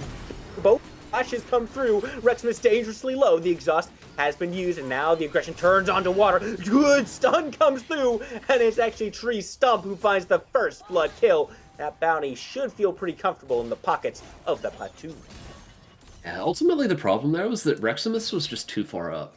Water wasn't able to follow up on his engage quite well enough because he was so far ahead of him going on to K-Technology there.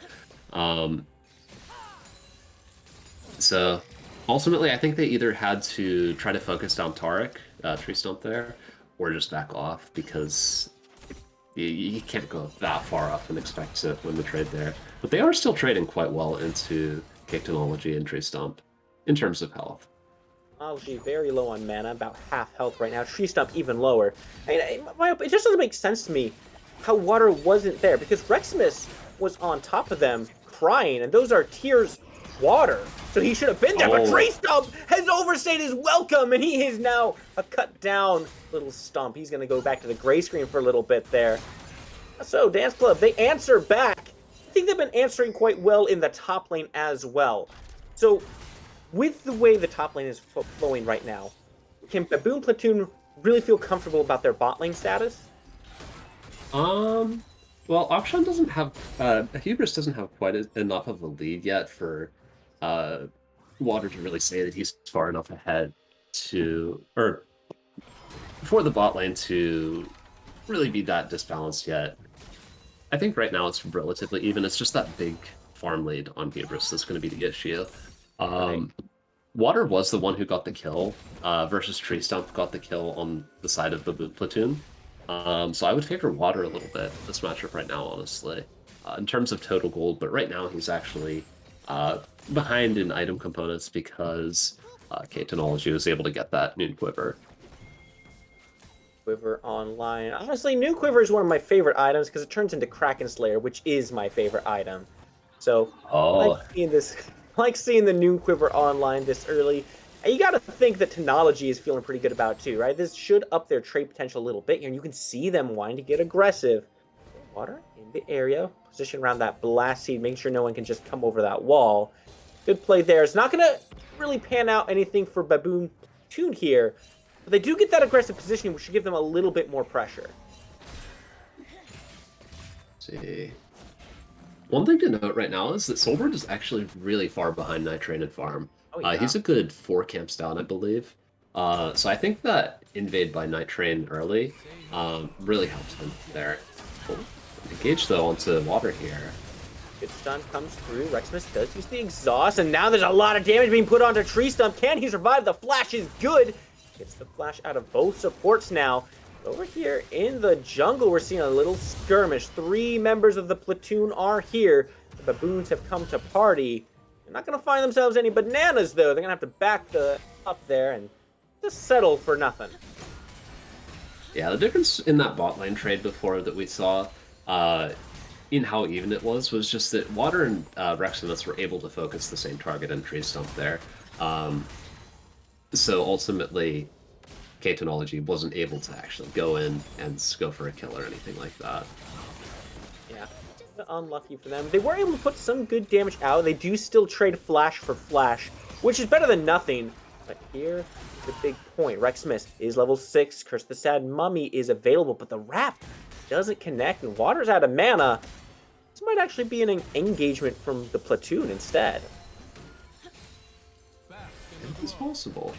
But Water is level 6 as well now, whereas Tree Stump is still level 5. And the big thing about Taric is that he's incredibly mana hungry. Oh, He's going in here. Good Drowsy. I can't believe Cordial walks away from that one. The Ignite is on. Not enough to get the kill though. And here comes the Wombo combo. First the Sad Mummy turns the bullet time. And Night Train is also in the area. Exhaust comes through. Technology cannot find the kill. And Night Train, he might have turned up, but he's not going to get too much value here. Has to just clear out this ward. Might set up for a dragon here. You see Reximus start to reset. Yeah, that is why you pick that Misfortune and Mumu combo. When it works, it works. Oh yeah. Those ults just combo so well together, just allow you to get off almost the full Misfortune ult. It's just incredibly powerful. Now you see Night Train so is now Water's on got that a huge dragon. lead. Ooh, he actually gets away with soloing that one. Gilbert was in the area. Now Night Train maybe looking for an exchange. Not going to do it. Not going to look for the pole. He knows he's ahead, and there's no reason to really fight over anything here. So he's not even going to risk it. I like that play from him. Yeah. Stephen Hawking's Dance Club just really pulling ahead in the early game here. They've already got about a 2,000 gold lead. They're winning in every lane right now. It's just huge change in the momentum here. It's the start of game 2 here. That's a lot like what we saw in game number 1 as well, though, right? I mean, Dance Club was ahead for a good portion of that game. You see the Baboon Platoon is in the area, and they're looking for a little bit of something here. Stun comes through. The time bomb has said that Reximus, your time is up, my friend. They finally get an answer back. It's not going to make up 2,000 gold, but it is something to work with. Yeah. I actually might see another kill come through here. The ultimate locks on, and oh, what a flash to behind the tower, blocks it out. And now the EMP comes through. Water gets shut down, and that's why you have the Hecarim, my friends. Dangerously low, though, after those tower shots. Night Train in the area may look for something. He has the ultimate available. If they step forward, he could look for the Death Realm. Gonna start the recall. He's gonna walk forward under the tier 2 tower or tier 1 tower in top. He's still looking for more. That comes through in the bot lane. They're looking for the kill. Can he find it? He's putting the damage out, but he misses the mace swing, and that means they got some more time. Passive is kicking and finally puts him down. Rejoining the fight, though, is Reximus. Wrap comes through, but Tree Stump gets the kill. Jungler down. Sloth has returned to the bot lane. Finds himself a kill. Wrap not going to connect. Flash comes through, and big damage. That's the double kill they're looking for. Sloth EMP. Sloth MVP. Night Train was just able to buy so much time there with that Death Realm that they were just able to clean that up very nicely with the lead they've acquired so far. So, yeah, just clean play overall there. I'm actually surprised that Solbert was able to survive for so long in there. I'm actually very surprised Cordial hasn't fallen after what we saw in the top lane, but both teams trying their best to survive, and unfortunately, in the bot lane, their best was simply not enough. Those death timers, like you said, they only last so long. If you're gonna play around until they run out, that means they get to make a return and switch things back up on you. So both bot laners have their Kraken Slayers completed at this point. Yes! So there's not a huge difference here in terms of power level. Supports with their boots and some components. The big thing to note is that Reximus actually has a stopwatch in his inventory already. So he has a lot of playmaking potential with that. I believe he actually took that in his runes, probably. Mm-hmm. Yeah, at this point in the game it would come online. So I'm guessing that's what he did there. So yeah, he has a lot of ability to go in and not instantly die if he gets collapsed on or anything like that. Well, I dislike stopwatch. If I collapse on someone, I want to see them die. I don't want to see the weird glow. You know, the noise is become traumatizing to me. Every time I hear it, I'm like, not again. Well, that is very fair. Stopwatch is a very polarizing item. Always funny. I remember in back when Domlin was playing against what's that? Suning, I think. There were multiple people going stopwatch plus onions, but we've got an engage here bot lane. Stump is the target, flashes out of the bullet time, but the good stun comes through, and Technology is not able to do anything, can't answer back. Reximus gets to walk away from that one, took a tower shot. Not enough follow-up there just yet. Tries to find the Void Seeker. Doesn't quite connect, which means no ultimate for Technology there. Yeah, but so far, we've just seen that Water and Reximus are just able to one-shot people before that Taric ult can come out. Like, it's a good counter if you can get it off, but if you're just stunned the whole time, it doesn't do anything. He wasn't even able to cast it in that last fight. Although I think it will be maybe a little easier to see that engage coming in team fights with Hecarim going in Here here. comes through. Water is the target. Chilling Smite comes through. And Technology has the follow-up this time, but Sloth is once again here. There's the stopwatch coming through at low health. Not enough to save him this time. Soulbird gets that pickup.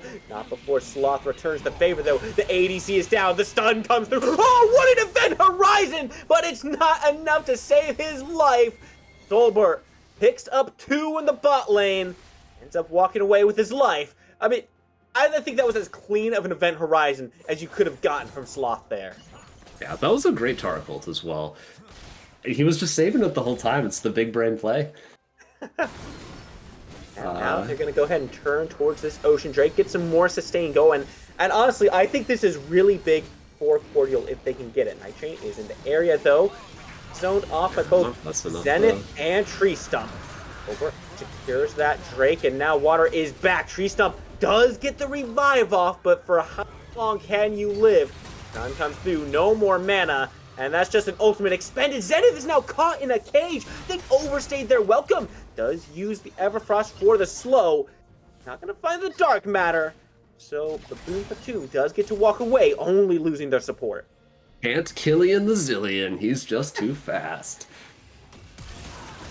Oh wow, like the more aggressive fighting flash of happens over here. Technology wants the fight. He finds the fight, and he finds the value. You're gonna step up this far, you better make sure you have backup. Rex and miss a Night Train in the area. A wrap is off the mark and pushed away anyhow by Soulbert. No engagement coming out from Dance Club anymore. Yeah, it was just great knowledge of his damage from Kit Technology. Just knew exactly how much he needed to burst Water down there. Let's see Shelly drop here in the bottom. Goodness, that's some damage, but Technology is here, and so is Soulbert. The spear gets some good value. Chilling Smite comes through. Night Train, though, he trades it off. 1 for 1 in the bot lane now. But can he get away with his life is the real question. Mace comes through, but it's only on 2 targets. No double damage for you. Oh my goodness! That's so much! But Taric is here. Tree Stump saves his life. Is it going to be enough, though? No, sir. Sloth finds the execute. Water making the rotation as well. Bullet time comes on through. No ultimate available for Zenith here. Tree Stump is going to find his second death. Once again in the hands of Tree Stump. And that's going to be all she wrote in the bot lane. But boy, howdy, did she write a lot. Just some great play there. Honestly, they're Stephen Hawking's Dance Club just able to combo that CC so well with each other. Slothump's just hitting all of the event horizons this game, doing a great job there. Yeah, the CC has been on point. Event Horizon has been beautifully executed so far from Sloth. But man, it feels like these fights should be going a little bit more cleanly, one way or the other, right? Big counter initiation comes out from Baboon Platoon. They find a good fear. And then they kind of overchase Night Train into the jungle. Soulbert takes a bunch of damage that he just really didn't need to if they just let him go. And that ends up being what turns that fight back in favor of the Dance Club. So maybe just some more aggressive decision making, but maybe that's also the kind of decisions you need to make here. Well, I think the thing about it is that I think Night Train actually wins that fight harder if he turns earlier, because his passive actually ran out there. And he was already almost able to kill Soulbert there.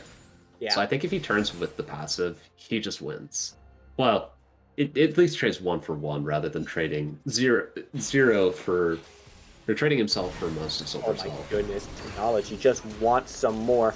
Does force the flash out there, so it's going to be okay in the bot lane, but take a look. Both summoners expended from Water, Exhaust and Flash, are down now, and look at that health bar. Cannot hang around.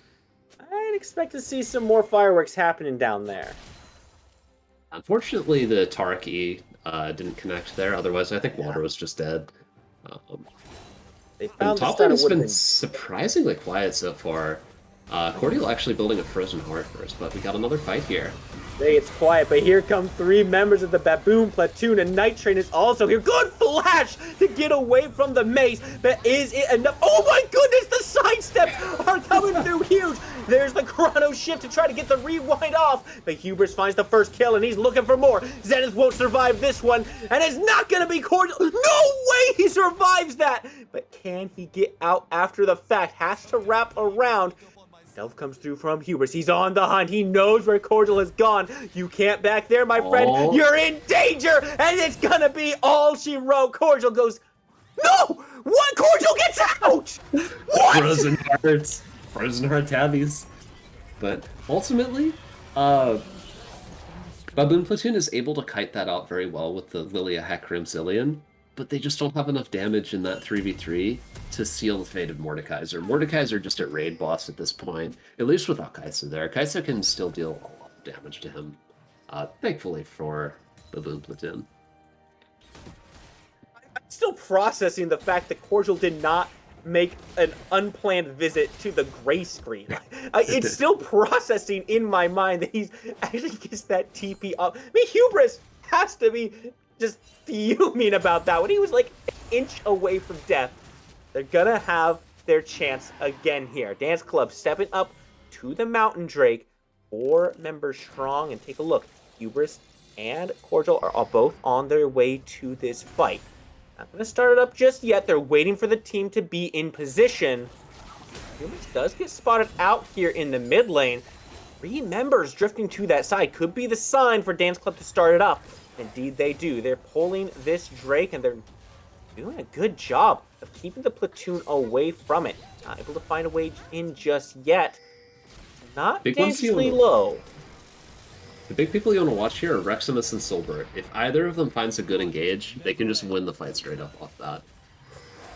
Looking for it. Mountain Drake half health now. Solberg looking for a way in. Does find the fear. He's going on a slot, but goodness, the killing spree comes through and Cordial goes down. There's your gray screen, my friend. Double kill now for the mid laner. They have to shut him down. And the revive comes through just as they do it. What terrible timing for the Baboon Platoon. Zenith now trying to find his way out of this fight as the Dance Club turns back to this Drake. Reximus here to tank. Night Train here as well.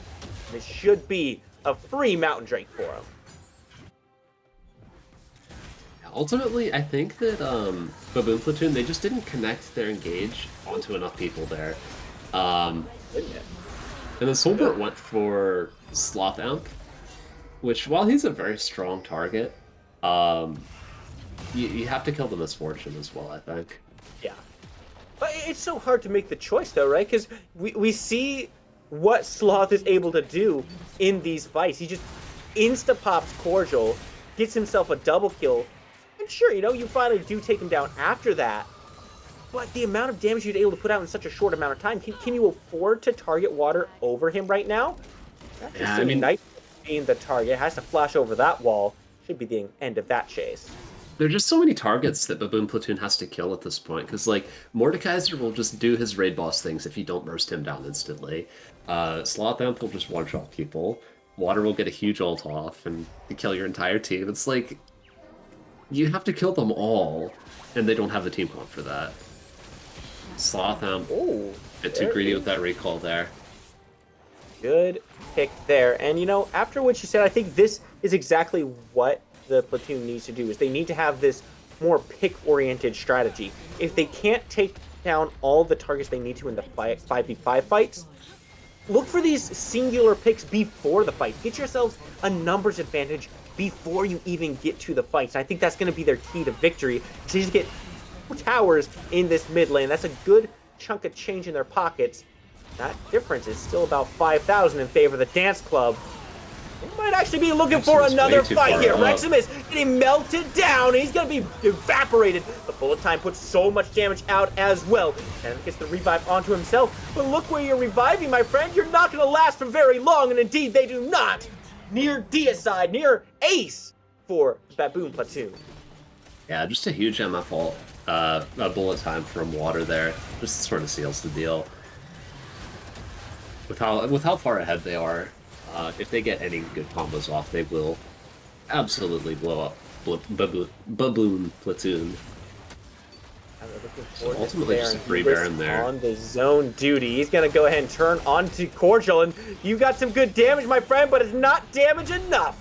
Baron goes down, and so does Cordial. That is the full 5 members dead, as Baboon Platoon starts to respawn here. Solbert, tree stump on the map. So almost a 10,000 gold lead here. Fantastic. Looking pretty good for Stephen Hawking's Dance Club right now. Two more When dragons. you're in a position like this, where do you go? What do you change and adjust to put yourselves on maybe not even footing, but better footing to fight into this deficit?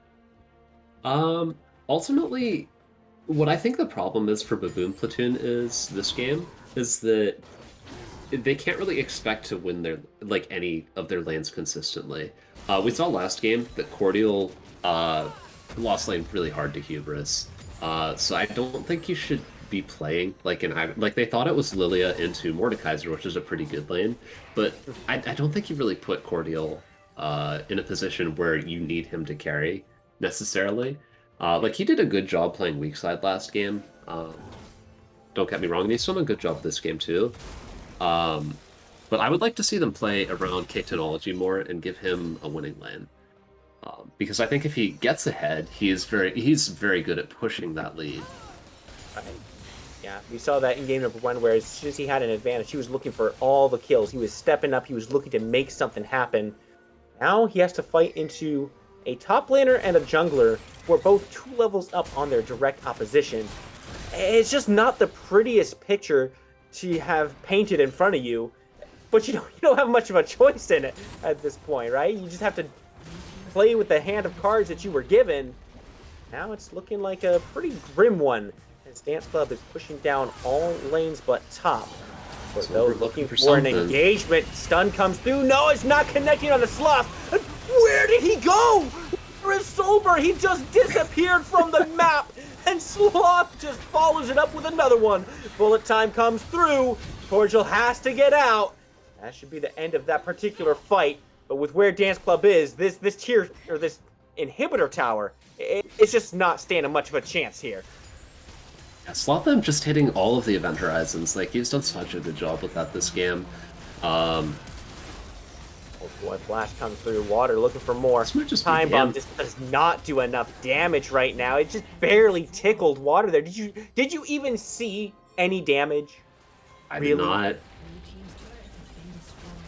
We're going to see a little bit more damage coming out onto these structures as the 2 inhibitors go down in the base of the Baboon Platoon. Looks like that's all Dance Crew Club wants. They're going to back off from here. Yeah, they're getting a little low on health, and I'm sure they've got a lot of gold to spend, so I think it makes a lot of sense to take its dragon and back off. And then they can potentially look to end on this next Baron here.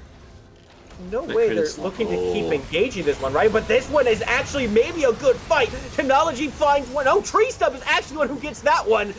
Technology finds the big shutdown. Fear comes through. Hubris the target, and they have the damage. Water gets the dragon, but boy howdy, that's a lot of kills that roll through for Baboon Platoon. What can they take off of it? They've got super minions in 2 lanes, and there's no Baron on board for them. They haven't accomplished a lot with this. They got some pretty big shutdowns, though. That does swing the gold back a decent amount. It's about an 8,000 difference or so right now. So it's a decent swing, but it's just a question of how well they'll actually use that gold and be able to win these next fights. Because if they lose one more fight, they're probably out of the game. Yeah. So it just remains to see whether or not they can just keep on winning fights like that. Ultimately, there, Stephen Hawking's Stats Club, they tried to zone Baboon Platoon off of the dragon there, but they were just too far up. Baboon Platoon was able to collapse on them from multiple directions, prevent the escape, and get those huge shutdowns. So just a bit of over-aggression there. I think they may not have thought that Baboon Platoon was going to go in that far and commit with 5 people because of the land states there. I can't say I blame them for that thinking. I didn't think they were going to do that. I'm watching from the overhead. I'm looking at them taking that path. They're like, surely not. They're not going to commit to this, right? But I sure enough was wrong. It might bite them here, though. Dance Club is trying to turn the aggression back onto him. Tree Stump has to burn the flashes. Hubris does burn the ultimate. That's 2 tools down. Cordial, by himself on this tier 2 tower, surely has to get out of here before he gets collapsed on, but keep an eye on Sloth on that map. He's looking for it. Cordial melted down, and Sloth gets rid of Technology. That's disastrous. That is a huge source of damage that's not available for this defense. 3v5 now on this inhibitor tower, and Hubris, he's just walking right up to him. Zenith almost half HP as this inhibitor goes down. Myopia, I think we've got it. I think we've got ourselves a game 3. But they have to break this Nexus down first. Unstoppable Fear comes through, but stunned down. The Event Horizon has so much value. Bullet Time finds even more, and there's just no way the Baboon Platoon can put up this defense. Towers go down. All 5 members should be falling as the last one finds the ace. This Nexus is gone, and around goes Hubris. A celebratory lap, a victory lap, as the Dance Club take it back 1-1. And honestly, just an incredibly strong game from Stephen Hawking's Dance Club. They've won every lane. They snowballed their lead very well. They did have a shaky fight or two, but ultimately they just did a good job at securing those objectives and slowly strangling Baboon Platoon out of the game. Yeah, we saw multiple times where the Baboon Platoon was able to fight back. They were able to step up and throw a counterpunch, but it felt like every counterpunch maybe gave them a little bit too much confidence, right? Because you get a good one in, right? You bloodied the lip of the Dance Club, and you say, okay, what else can I do? I'll step up a little bit further. And the Dance Club comes back and is like, oh yeah, by the way, that was after we went 5 rounds in your base already. Now we're fresh and ready to go, and just pop, pop, pop like that, turn it around. Yeah. That early gold leads that Stephen Hawking's Dance Club got just wound up being such a benefit to them. Even if they lost a fight, it doesn't matter that much because they can just pull it back and keep on pushing. Just a great job by them. As for what I think Baboon Platoon should change next game, like I talked about before, I think they should put Top on a safer lane, maybe a tank or something like that, where he can just play weak side. And I want to see them put Technology on something that he can really carry on, and that he can win lane a little harder, win lane at all with, really. And maybe just a little bit safer gameplay in general, right? We saw Cordial is able to do that. He's able to stay very safe in that top lane, and despite the aggression and the pressure that Hubris was trying to exert there, Cordial didn't actually die in that lane at all, and only when he started rotating and ran into Sloth, who just one-shots people, did he start taking those spills. Across the map, once we started seeing them get into the mid-game, it was constantly just stepping up a little bit too far, getting a little over-aggressive in their chases, and that's what really felt like was sealing the deal for Dance Club to have their lead. Yeah, just a great job by Stephen Hawking's Dance Club in general, just pushing that lead further and further. We are now in a tied game state, and that means that we have one more game to get to. So make sure you grab your drinks, grab your snacks, because we're going to cut to a quick break, and we'll be right back with a real showstopper. See you then.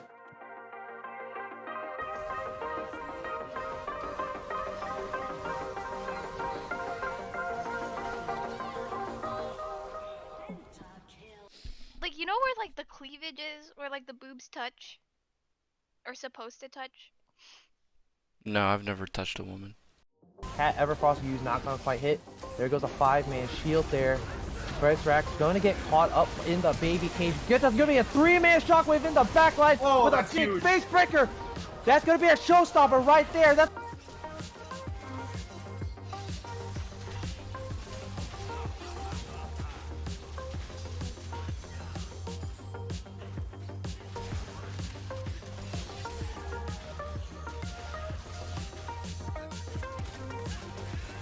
Can't get slowed when he was in Pike's D.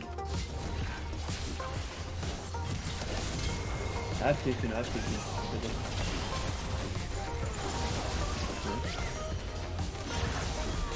Nice. Okay. Okay then. I'm gonna try to get you the penta, honestly. You have one more? You can't die with him, dude. Some good dog. Can go. I mean, I have flash in a second. Oh my god!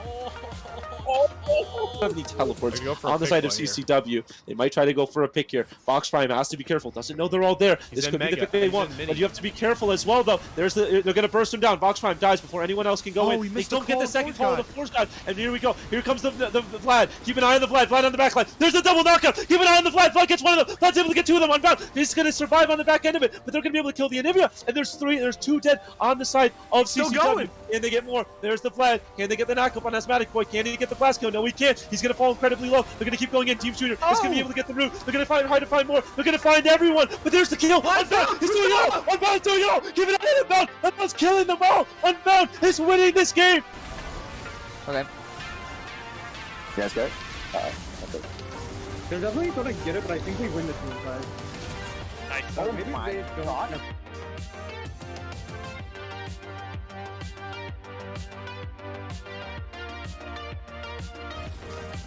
Get it, get it, get it, get it!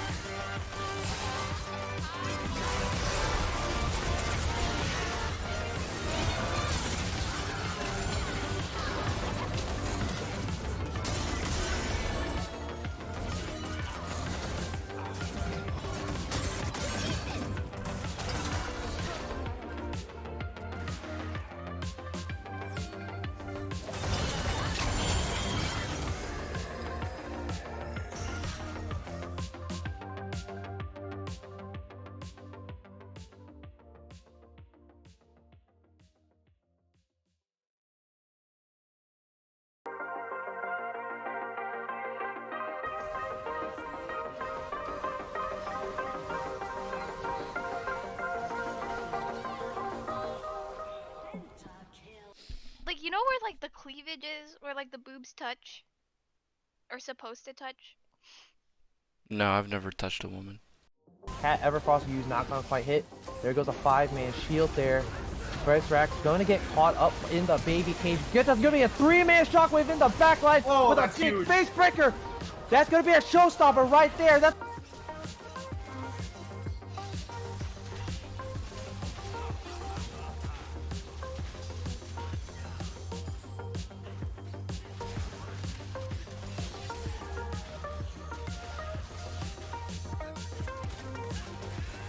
Can't get slowed when he was in Pike stage. That's too soon, that's too soon.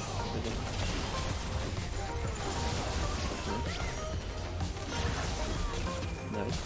Okay. Okay then. I'm gonna try to get you the penta, honestly. You have one more? You can't die with this. It's gonna get dogged. Can go. I mean, I have flash in a second.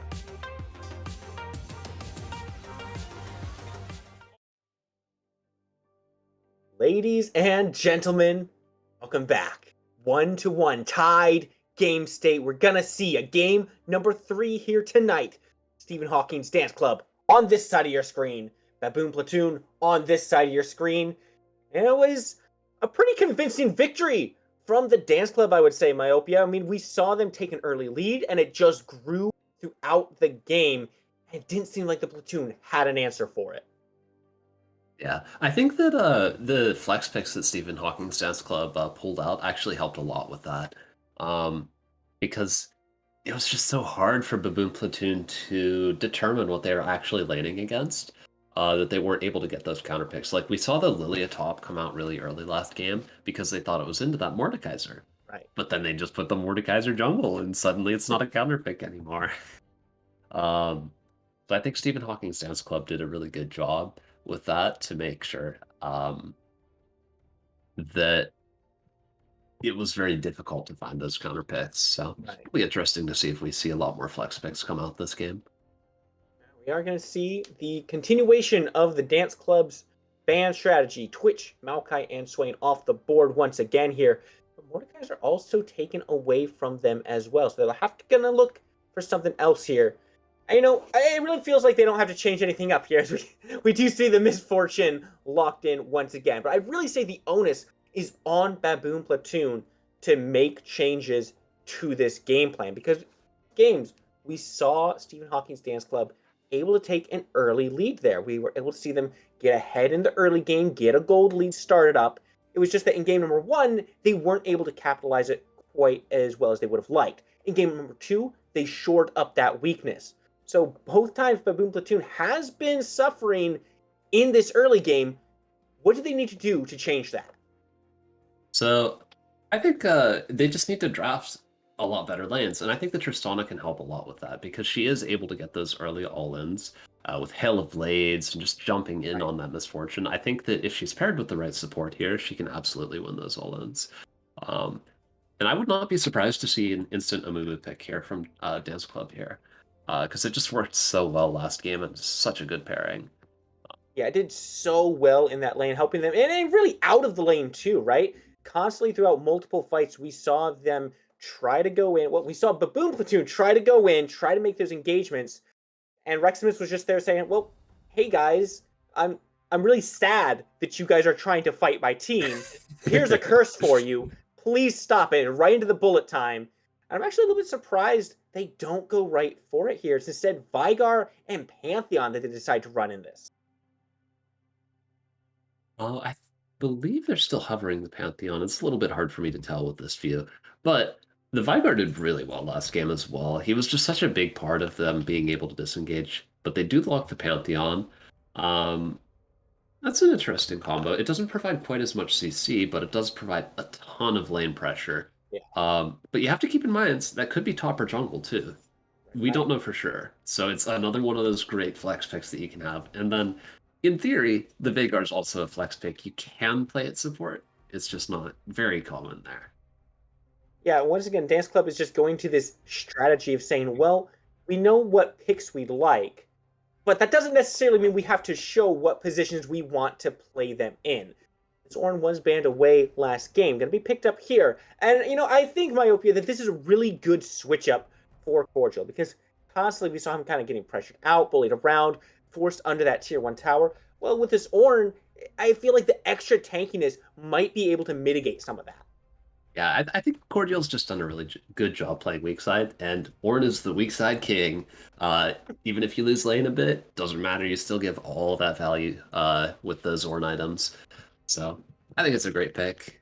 It'll be interesting to see what both teams are going for here. I wouldn't be surprised to see the Pantheon come out from Hubris just because he has liked being really aggressive in these past 2 games. And Pantheon, if there's one thing he's known for, it's that early aggression. So.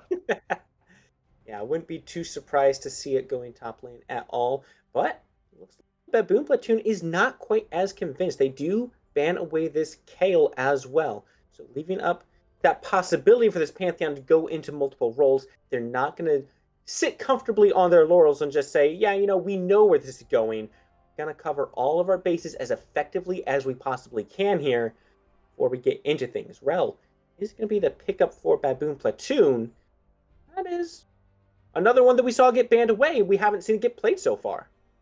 Yeah, the thing about Baboon Platoon's comp here right now is that they've got big wombo combo engage. They've got the Rel engage. They've got the Ornn engage. But they don't have that much to follow it up with right now. Like, Xin Zhao's not the damage you need for that, and Tristana is almost entirely single target damage. So I would like to see some sort of big AoE damage mid laner come out here next. I think something like a Victor would be really good to see here. Yeah, I mean, I would have no problem seeing Victor make a return to this set on the opposite side this time. Now, Poppy is what's getting hovered here. And you know what, Myopia? This actually does nothing to solidify where I think this draft is going. Is it Poppy jungle? Is it Poppy top? Well, what am I looking at here? Like, I just need Dance Club to give me an answer. You never know. Poppy support into Rel, you just stop the Rel There you go. engage. Beautiful. But I think the Poppy pick does make a lot of sense into Rel and Ornn especially. You can cancel the Ornn R2, you can cancel the Rel W, it's just a strong pick. And then we do see the Amumu support again, I think. So I'm guessing it is going to be a Pantheon top here, if I had to guess. I mean, honestly, it still could be Poppy or Pantheon top in jungle. Like, we just don't know. There's just so many possibilities for them right now, and this is really kind of what their draft, I feel like, has been created around, is just the possibilities, the flex decisions that they can make constantly. And now you are asking for an AoE mage in the mid lane. Ziggs the pickup here. He does provide that to some extent. He can definitely throw that all in, do some big damage on those engages. But I don't think he necessarily provides the same amount of sustained DPS that a Victor ult would, for example. So we'll have to see if it can work. Well, let's go ahead and see if it'll work. But before we see if it'll work, let's take it over to the analyst desk. Let's have this broken down and see just how well they think it can work. Hyper joining us here. How you doing? I'm doing fantastic. Our games finished up a little early. I was vibing with how much fun I was having. Saw you guys were still going strong. Oh yeah. Thought I would hop over and have some fun with y'all. So how are y'all doing tonight? With that being said, I want to talk about the Poppy pick. Because that's kind of nuts. Like, Poppy literally counters their entire team, aside from Ziggs. But literally counters their entire team. It counters the Xin Zhao when becomes lightning. It counters Rail jumping into your face and stunning you. It counters Ornn rushing into your face. Who's the other one? Tristana? Oh, and Tristana. Tristana wants to rocket jump. Nope. Poppy says no. So yeah. So the Poppy pick is like really huge and big brain in a really good way. So I love the Poppy pick here, coming out for the blue side. That makes a lot of sense. Yeah, just the massive brainage on whoever thought like, oh yo, dude, let's just take Poppy and they can't play the game. Like, let's just do that. Let's take Poppy and all those champions cannot play the pick. It's gonna be huge, like in every kind of way. So I love the Poppy pick. Moving past that, moving past the Poppy pick, Stephen Hawking's team is really flexed. Like, can we agree? Like, Spooky, what do you think's gonna happen? I mean, we saw Reximus on the Amumu last game, so I think we're just going to see a run back of that. I would like to see him go back to the spot lane support and just keep doing those wombo combos that we saw from the Dance Club in game number 2. Hubris has consistently been showing that he is able to bring the pressure, and if he has that pressure, he's going to control the lane. So I wouldn't mind seeing him on this Pantheon, but at the same time, I don't know if Poppy is what you want in the jungle right now against this team. You have historically been able to get very good early leads, and Pantheon's able to do that, so maybe just stick Hubris on the Poppy up there, have him kind of control that lane there, and then just bring the Pantheon into the jungle for that added pressure. You think the Pantheon in the jungle would be the play to go? I feel like the Pantheon side saddling the Misfortune would be the better route to go. See, I'm only for that lockdown on Tristana. You guys are the big brains here. Malphite, what do you think, man? I'm thinking. So this is how I think it's gonna look. It's gonna be Poppy top, Amumu jungle, Vigar mid, MFAD obviously, and Pantheon in the support role. Like we said before, I think it's very likely that the Amumu is run back support. They had a lot of success in lane with it last game. Okay, so Amumu was in the support. Word. Continue. Yeah, that would be my guess. I think that between Poppy and Pantheon, Poppy jungle still does have a lot of pressure early. She's able to get those great ganks off with her E, especially with flash plays. So I think they still do have a lot of early pressure with that. And the thing about Pantheon is that if you put him top, then you'll have a lot of roaming pressure there.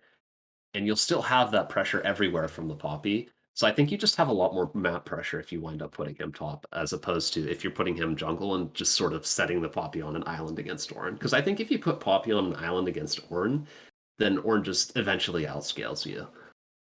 You know what? Now that you're kind of like talking through it, it makes a lot of sense to have Poppy kind of stopping Jin Zhao in the jungle, especially for like counter ganks. Because Jin Zhao thinking that he wants to go in, and Poppy says, "Nah, try again." Or even them contesting a early scuttle in the river. Like it'd be kind of wow. You know what I mean? So yeah. So like as you're saying it, it makes a lot of sense. And you put Pantheon against the Ornn, who could potentially force Ornn out of lane and miss tons of golden CS. Like it makes a lot of sense there. Making me feel like what I thought is the dumb. No, I think there's a lot of ways you can run that comp. There's a lot of ways you could play this, really. I mean, it'd be kind of weird, but MF support Vigar APC. You know what I mean? Oh, or Vagar support. Oh, like there's so many different ways you can flip it. I'm excited. I'm excited to see Game 3, really, just because of Stephen Hawking's team. More specifically, the Poppy. The Poppy's got me hyped. Yeah, I think that Stephen Hawking really does hold an advantage here because in game number 2, like we just saw, they had this same kind of flex comp where they had so many picks to go into these different roles, and you could see the payoff right from the get-go where Baboon Platoon just didn't have the matchups that they were expecting, and they didn't have the advantages they thought they would have. So now they've just repeated that same process, and I think that's actually maybe a point in favor of this Amumu not going back in support is because they did it already. They've shown that they play the support. If they have that surprise factor of, oh, actually, we can take it out of there too. We can switch this Pantheon down there, and we're still just as effective, and it's a completely different playstyle than what you were expecting to lane against. My question is, how good is Pantheon support nowadays? Because like you really don't see it much anymore. It was really meta for a long time. I mean, think of it like this: MF just got a buff where now her crit build is viable. Pantheon has point and click CC. So you put Pantheon in middle brush, Tristana walks up, point and click CC, and then Misfortune blows you up because now her E slows much more and much longer. So you don't even have to put Pantheon in the brush; you can just walk up to Tristana. Very fair. The one thing about Tristana into Pantheon, though, is that Pantheon W is reasonably choreographed. So if you're fast with the Tristana W, you can just buffer that and get pretty far away. I mean, yeah, if you see it coming, you can buffer it, but you gotta be quick with it. Yeah, like you gotta have like 5 bad ping. now. My reaction time is not there. You're calling it easy. Oh my goodness. Oh, my reaction time's not there either. I will not lie to you. Coming as an ADC, I still can't buffer some CC. All right, so we've called it easy, and now we've said it's not. It's not. It is not easy by any means. You gotta be in the other player's head just to be able to buffer some of that CC. Yeah, a lot of it's about predictions. If you can see it, like if you know he's going to stun you there, you can buffer it a lot more easily. Like if you know the range, if you know when he wants to go in. So a lot of it's about game knowledge there too. Not just reaction time, though it is very helpful, of course. I mean, if you can react good enough, it leaves the window of prediction. Like you don't have to immediately know it's coming. It can just be like, okay, he's posturing now. He's probably gonna hit it. I'm gonna react. Yeah. Whereas being in somebody's head, you're just like, okay, I see him like in the middle brush. He walks into the middle brush. I'm like, okay, if I take a step, he comes out. I get hit and I buffer. Like, that's too much thinking, and I'd rather have quick hit. That's fair. That does make it easier, but if you have both at the same time, that's truly the way to become the ultimate League gamer. We're talking about ADC players here. Everyone knows that ADCs don't think that much. There's a reason the role that just clicks on things to do the funny damage numbers. Come on now. I like that. Hey, I'm a top lane, man. I just me Ukamuga 1v1 top. Oh, all right. Well, you guys are about to get in the game. You guys do enjoy. I probably will just sit in the call and listen to y'all. Listen to the game, watch the game on the stream, whatever the case may be. Thank y'all for staying for this 3-game series. I don't know if we're going to go to a short break, but if you guys do, go to a short break and then get onto the Rift. If not, we're going to get on the Rift in the game 3 with Spooky and Malpie.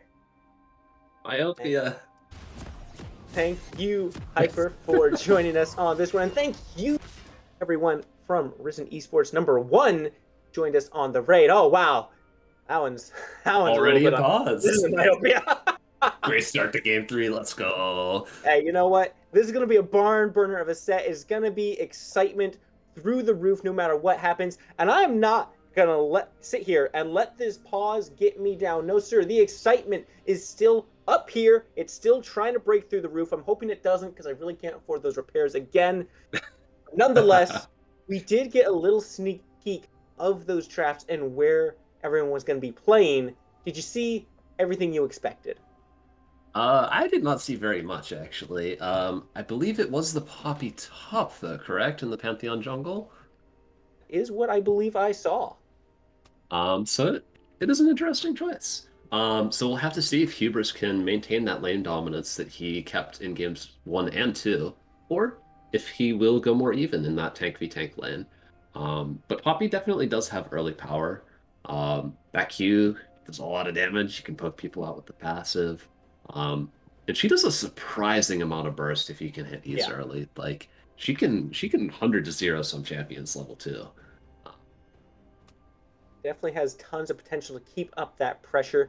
But I feel like with this Ornn pick now, Cordial does have a little bit more safety. You know, he's got the dash for some safety. He's got the ability to just sit in lane and say, okay, well, I'm not going to fight you, but I am going to go ahead and keep crafting my items. You're not going to force me out that easily anymore. I think that's one of the big points that was going in favor of Hubris, was his ability to say, okay, Cordial, you don't get to be here. You're going to have to reset. And sure, you got some gold, but you're not going to do a whole lot with that. Now that he doesn't have to leave the lane anymore, I think this starts to look like a little bit more of an even matchup. And I think that Cordial was very good at not allowing himself to die in both games. Very. So now that he's a little safer, I kind of doubt we'll see him take too much punishment here, but you never know. That's the fun of the game. And one other interesting thing about the matchup is that Poppy can just hold her W, especially early game, for whenever Ornn is. Like, there's no other reason to use it, so he's effectively just down one spell. Right. Do you even level it at that point? Do you even put the level in? I think I still, it's kind of tough, honestly. Like, I think it's still sometimes good for escaping jungle ganks, but other than that, it's not that useful. See how they decide to play it. My mind now looks towards Night Train on this Pantheon. We talked about how it could add some more pressure in this early game, and we might actually see that happening here. You can see members of the dance club stepping forward. In fact, all members of the dance club stepping forward. Zenith does spot it out, throws a little bouncing bomb in there. It's going to be enough to dissuade the dance club. They will groove no further. We'll instead go back to their side and missed. But I think that's a mana flow stack for Ziggs. That's pretty big advantage here, level 1 for the Baboon Platoon here. Dude, if I'm Zenith, I'm actually mad that bouncing bomb did not hit Night Train. It literally bounced right over the guy. Said, nah, I don't feel like connecting this time. Either way, though, the Baboon Platoon does effectively stop that early invade, which is very good, I would say, because it could have been very bad for the Platoon. They allowed Night Train to get some early aggression off on this Pantheon, so kudos to them. But they do have that Night Train start warded out here as well, so they got him pretty well tracked here. Maximus looking for an early engage, but he might have bitten off too much. So dangerously low, the Ignite comes through, and First Blood rolls on out. Technology, you wanted to see him active, well, here he is. Yeah, ultimately, I think that's just a misevaluation of his power at level 1. Tristana with Hail of Blades is very strong early game. Yeah. And then as well, once you miss that Amumu you can't keep going. You have to back off after that. So I think that's just a misplay in both game knowledge and in the play there. Retreat is not in the vocabulary of Reximus. He walks forward. We've seen it game after game so far. If Reximus wants to walk forward, Reximus is going to walk forward, no matter who he might have to walk past in order to do so. Damage does not matter to this man, to this mummy, I should say. But at the end of the day, they are going to start trading a little bit back. Tree Stump takes some damage. But the real action might be over here in this mid lane. Event Horizon comes through once again, and Zenith has nowhere to go. There's going to be another kill. Night Train finds the first one for the Dance Club. It's 1-1 now. Tied game. A slight advantage still in the Platoon's favor. Come on. Ow. Hubris has to flash away. I don't know if that flash was the play there from Cordial, but he goes for it. It doesn't pay off, but he went for it. Yeah, I mean, he's doing great in lane so far. A lot better than games 1 and 2, so good to see him coming back a bit there. But in that mid lane play, we actually saw Zenith not use flash at any point there, so he definitely could have escaped that Event Horizon, but unfortunately he didn't wind up using that there. Guess he thought he was safe. Yeah, I think maybe he didn't realize that Night Train was so close, and by the time that Night Train comes in, I feel like the flash doesn't get him to very much safety with the range that Pantheon Spear has, so he just opted not to go for it. Man, you know, I'm trying to talk about other things, Myopia, but the bot lane just doesn't seem to want to let us. They are just going at it. Yeah, it's non-stop violence here. K-Technology really showing that aggression like he showed game 1. They might have some aggression answered back. Night Train is in the area, and with these waves meeting, Tree Stump decides to go. This is a bad spot to be in now. He's got nowhere to go. Just trying to put the damage out onto water, but it's not enough. Night Train finds the kill. In goes Reximus, but Soulbur is in the area looking for a flank. Wind becomes lightning, and lightning becomes death. Technology, double rocket jump comes through, looking for the damage, but that Night Train has the flash, does get it. Comes lightning again, connects. No dash, no follow-up under that tier 1 tower. I think that's a good decision to back off. Yeah, that's 4 summoners burned from Stephen Hawking's Dance Crew's bot lane there, and 1 from Night Train as well. So that's just a huge advantage going toward Baboon Platoon in that sense. Yeah, really, really good trade in that bot lane. You know, I was concerned after that second game that maybe they would stall out a little bit. They wouldn't have that same confidence. But right now, they're playing in game number 3 like I thought they would at the start of game number 2. It's just so much momentum. It doesn't show at all that they lost the previous game. And Tree Stump, once again, up in this mid lane. But he's not going to find anything right now. He's going to have to walk back to that bot lane. But it shows you the mental state of this team and what they're wanting to do. Yeah. I think ultimately, Baboon Platoon got a lot of the picks they wanted this game. They got the Ornn, they got the Rel, which seem a lot like comfort picks based on the game 1 bounds. And they've just been able to pull it off really well so far. So it's good to see. Hubris got a bit of a freeze up their top lane, which is pretty rough for the Ornn, actually. For Cordial there. Also spotted out Night Train's rotation there. Had to take that step back to avoid being caught. But boy, howdy. He's coming right on back. He's on his way. Cordial doesn't seem to recognize it this time. In fact, Night Train's going to close the distance. Dash comes through, but it's not enough to close the distance. Hubris finds that kill up in the top lane.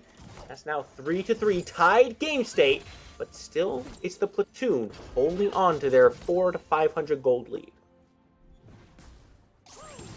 It's interesting to see so far. There actually isn't all that much difference in terms of farm between the two teams. Stephen Hawking's Dance Crew has the lead top lane, and then Baboon Platoon has it bot lane. See, does Infernal Drake start up here just by the jungler and the support, and that's all you really need. However, it is going to mean that Technology is in danger. Gets some good damage, but the slow comes through from water. That means Tree Stump's not able to close up that gap. Infernal Drake goes down, but the ADC does too. Do you consider that worth it? Wow. Inferno incoming. That is another kill. That is one down on the tier 1 tower. Well, that was definitely worth it, but That was worth it. you have to consider that Tristana giving up that shutdown onto a Mumu is not the worst thing in the world. Like, eventually someone is most likely going to get that gold. So giving it to the person that it's worth the least to it's not terrible. Now, once again, we're seeing another rotation to Cordial. this top lane. Cordial in danger once more. Hasn't used the dash just yet. Might be waiting for it to come off a cooldown. Has to flash. Not going to be enough. Flash down, Ornn down, and a thumbs up from Night Train. Yeah, Night Train just everywhere on the map so far. He's doing a really good job in pushing his lead. It's this Pantheon with his strong early game. And it feels like he's mostly been taking it to this top lane, trying to make sure that Hubris still has a good matchup here. And, you know, Hubris has the farm lead, but this is a matchup where Cordial's been able to step forward a lot more than he was in the previous games. And they are trying to punish that. Dance Club does not want Cordial feeling good or feeling comfortable at all. Yeah, but it looks like Hubris is actually building Sunder here, which is going to make it a lot easier for him to bully the Ornn Cordial Sword here. That's just a mean item. I mean, I can see the value of it against this Ornn pick into early game. Does it transition well to the mid and late game, though? I think it makes a lot of sense, given how much tankiness that Baboon Platoon has generally. Xin Zhao, Ornn, and Rel are all good targets to have that into. And it does provide you some more damage to try and burst down the Ziggs or Tristana as well later on in the game. You see it very commonly on Poppy Jungle, just because you want that stronger damage to be able to do a little more by yourself on those ganks and engages. Right. Look at this bot lane. Baboon Platoon still stepping up very aggressively. Like, the ganks that have come through have really not deterred their aggression at all. And with as active as Night Train's been up in the top lane, I can't really say I blame them. Actually, let's just miss his wrap, though, and that might mean some trouble. Tree Stump is aggressing. Technology goes in on Waters. The bullet time totems through. But in the bot lane, here comes Night Train. Tons of damage. Flash comes out. Buster Shot pushes him away. That's the distance they needed. And in the meantime, the top lane has erupted. Great hammer, though. Knocks both towards their base. Nowhere to go. And Technology, you can't back there. It's not... Can you back there? There's no way. Oh no, he warded it! He found out! That's the kill Night Train was looking for. You cannot lazy back in the enemy jungle. Well, I mean, he didn't have that many choices overall. Like, he could go a little further, but Night Train could just keep following him. Like, it's hard to escape at that point. I tell you, I'm going all the way to that little bush right outside the base. That's where I'm going for that recall. Maybe it works out, maybe it doesn't. But boy, there's another bomb coming through. Put some good damage, no kill though. And Shelly is going to put out some major damage on this tier 1 tower. Keep an eye though, Tree Stomp and Solbert in the area. Maybe looking to make a play here. Linked up Solbert. For Reximus, letting Shelly die to the tower. We're going in on Night Train, but this might not be the right place to go. Good ultimate comes through, challenging now Reximus, and he's got nowhere to go either. Rocket Jump comes in, Wind becomes Lightning, and that's all they need. Lightning Strike gets the kill, and finally Baboon Platoon is able to find something in this bot lane.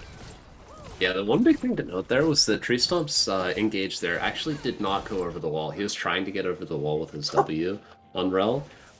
If that goes through and hits Water and Reximus, I think they both die. So that could have been huge. A bit unlucky there for the Platoon. But not all is lost. They should be able to clean up that tower as well, or at least get some very good damage onto it. About a few minions left, but Reximus is here. Should push them back. So, looking across the map at this point, gold lead has shifted a little bit. Not a lot, but the fact remains that Baboon Platoon held a slight lead a few minutes ago, and that's now shifted over to be in Dance Club's favor. Despite the fact that we've seen them find successful kills in both bot lane and top lane, it appears to me that Dance Club is just playing the map better right now. As, well, there's the over-the-wall you were looking for. Water's the target. Curse the Sad Mummy comes through. Night Train's here.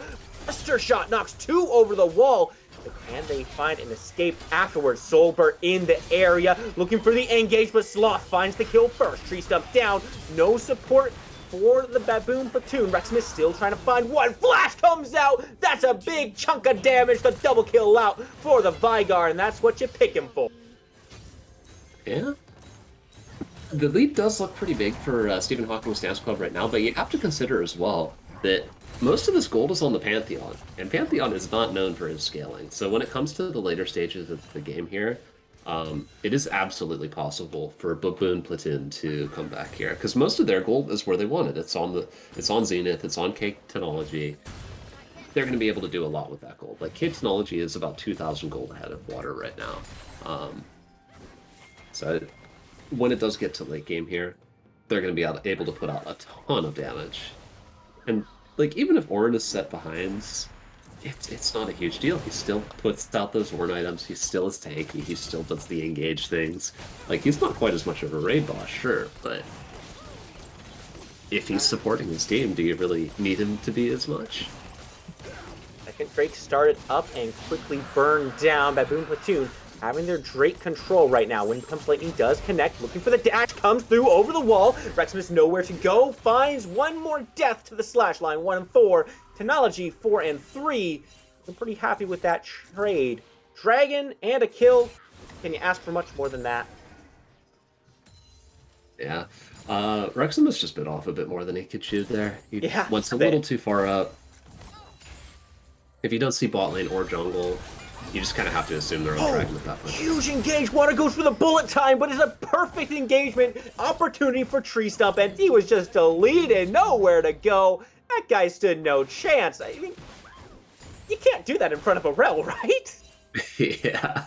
I mean, poor Water, man. He's just having a tough time this game. I mean, can you blame him, though? He plays the Misfortune 3 times in a row. After the second game, the Baboon Platoon should have an idea of how to play against it and how Water wants to play that pick specifically. Kind of setting yourself up there for some counterplay opportunities.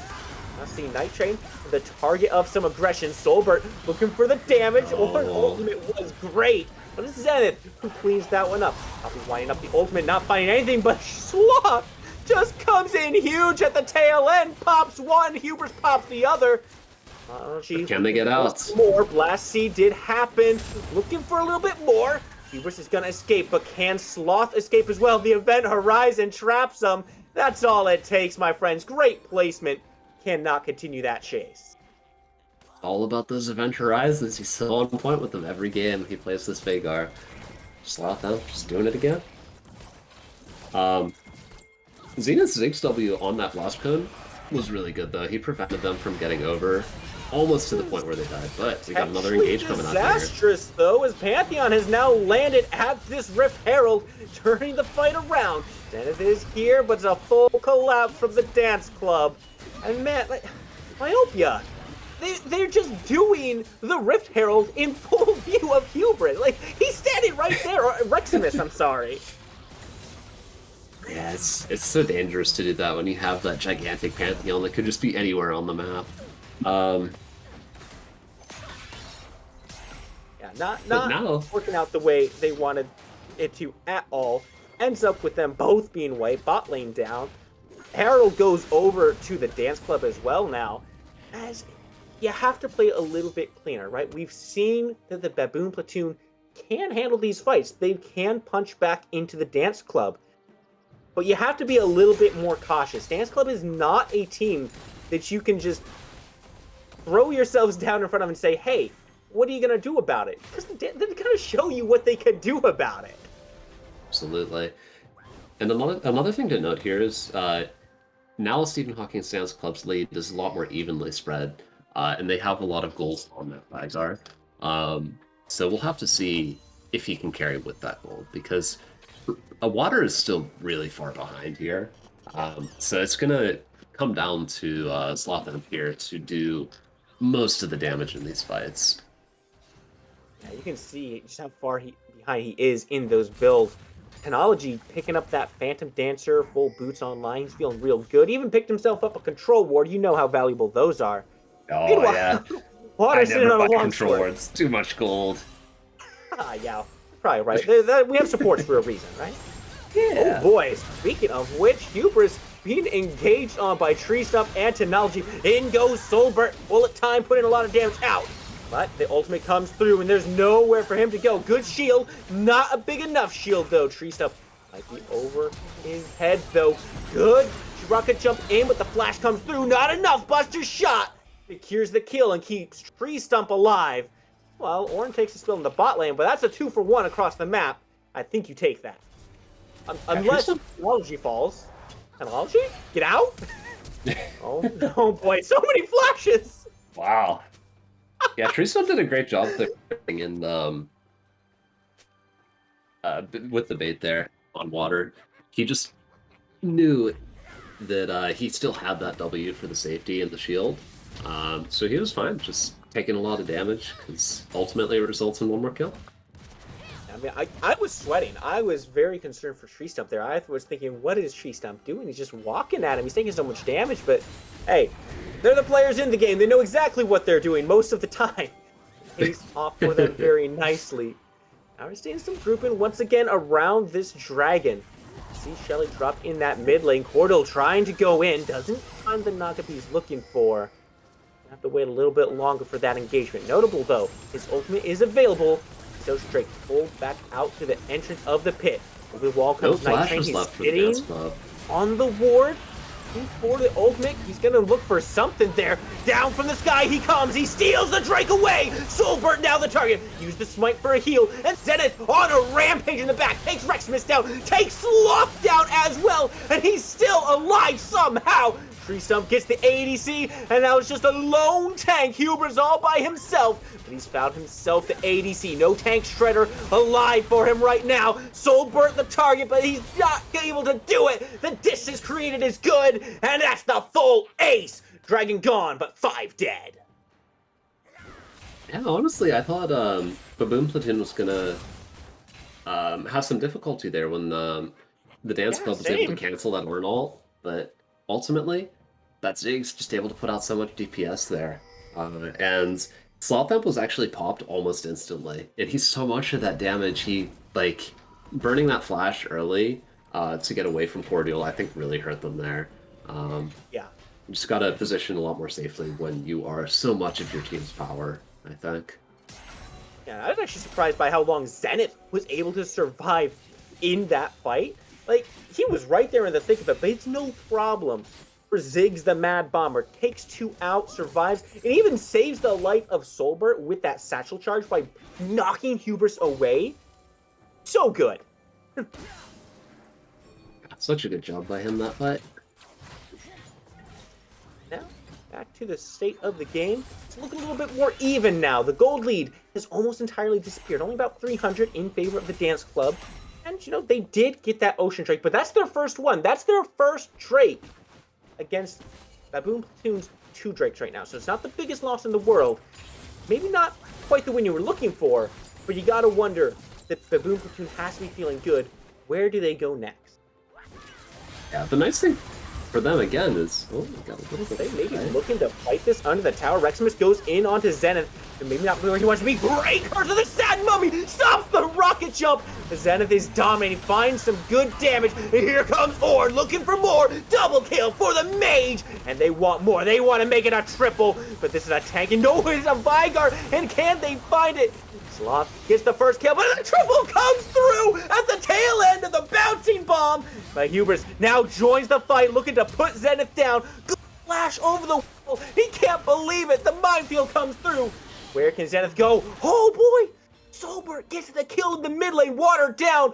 Oh, Zenith is walking the wrong direction. Ward comes through. He's looking for more. Minefield not going to stop him. The shutdown finally gets there. Hubris went on a chase, but it pays off for him in the end. Yeah, just some a lot of aggression all around, I think, here. Ultimately, still pretty even between both teams. Not much of a gold lead. Little bit for the Dance Club here, just about 1,000. But at this point in the game, that's not like a huge amount or anything. Very surpassable. I'm sure we'll see a fight on this next dragon if the games so far have been anything to judge by.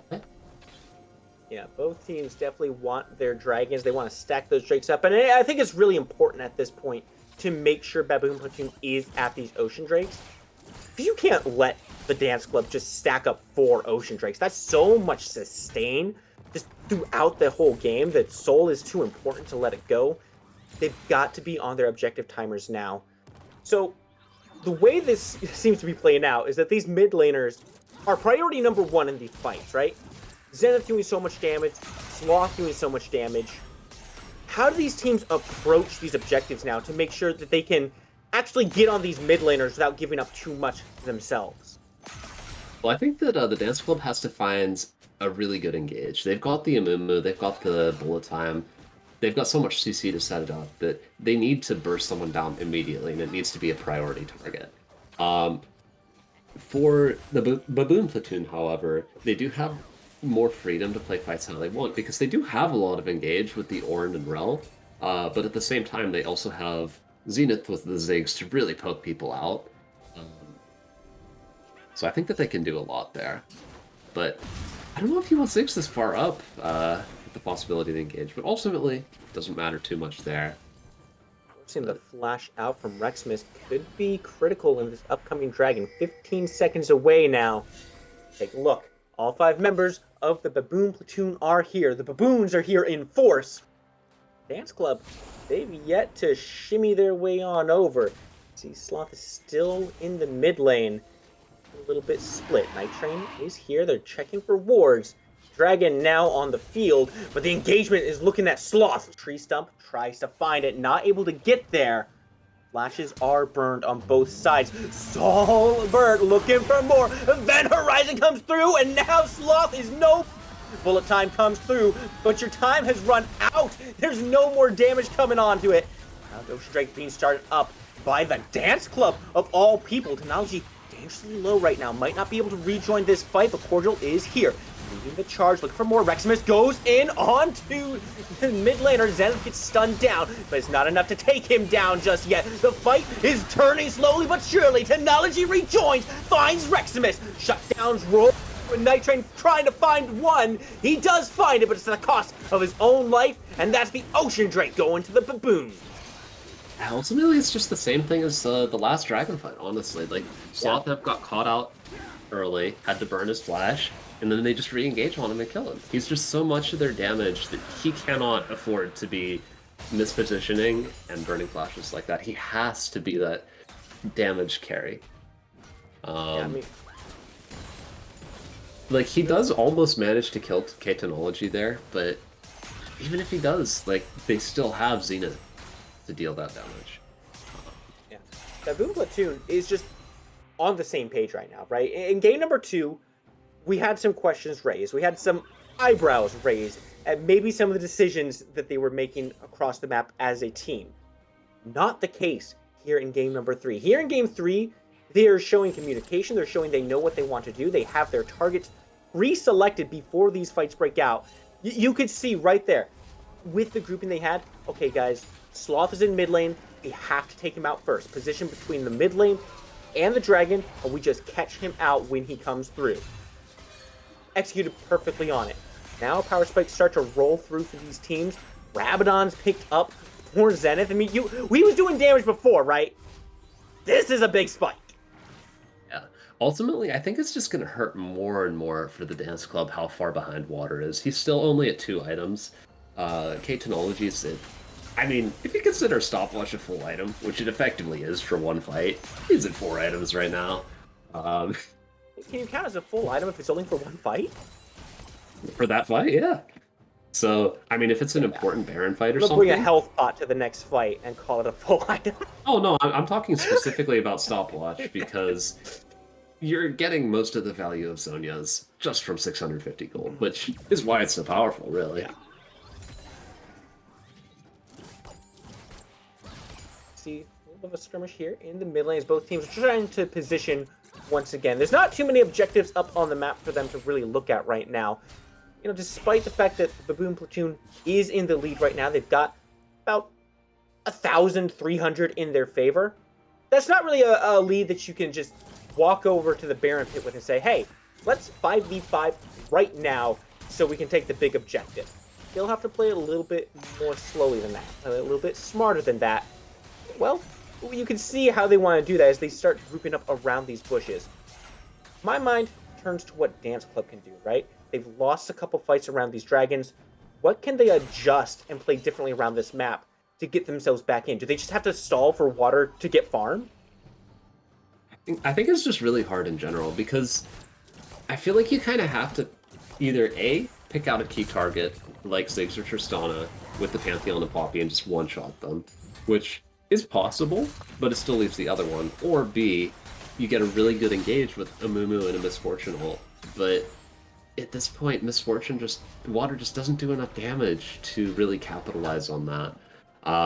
So ultimately, I think it comes down to how much the Dance Club can capitalize on the picks that they can get with their strong members.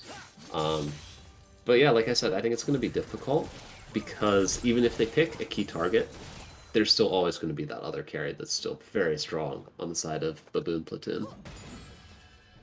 Yeah, so far they just have not been able to find any success in these fights.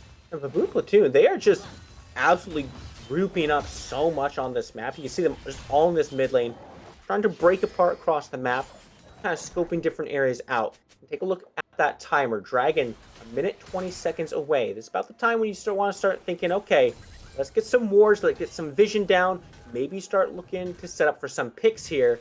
I mean, they've been doing that. That's been their strategy. And they've got to be careful not to fall into the same trap, I guess, 3 times now. Yeah. And then it's Soul. Baboon Platoon already has Soul Point. They're going to get Soul here if they get the Dragon. It's just going to be very hard to kill them if they do get that Ocean Soul, and they'll be able to threaten Baron a lot more easily as well, because his damage becomes mostly irrelevant once you have that Ocean Soul. Yeah. So I think if they... Oh, got an engage here from Horn, though. Ordeal going in with the Ornborn. Up, you're using the ultimate, land onto Reximus. I don't know if there's going to be too much follow-up on that one. Yeah, that's some cooldowns used just for the tanks. And Reximus is a little low, so they may be able to force him off for long enough to try and find something without that threat of the huge CC from a Mumu.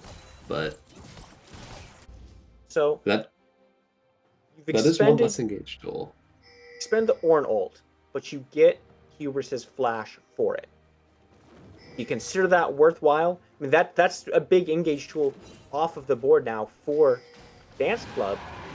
Might get our answer here very shortly. You see them start to position around this dragon again. Oh, Reximus already taking so much damage just from one Ziggs Q. That's not fair, man. Yeah, that's the power of those poke mages late game, especially when they're this far ahead. Still looking to set up a little bit. He's got that magma pillar in the area if he needs it. He's going to keep putting that out just as a don't walk here kind of zone. He's got the knockup primed and ready. He's not using the dash too quickly there. He's not using it in haste. Bullet time does finally come through, but no! It's anti-synergy! Knocked out of the fight. No bullet time damage. And blue team finally gets themselves a dragon. Now the engagement is on. But Zenith quickly leads it off with a killing spree. Sloth answers back. It's mage action all day here on this dragon pit. Cordial has rejoined the fight only to get burst back down. And Baboon Platoon, they're trying to find themselves a fight. Oh my goodness, there's no way Zenith gets the shutdown. There's so much damage. Technology is still alive.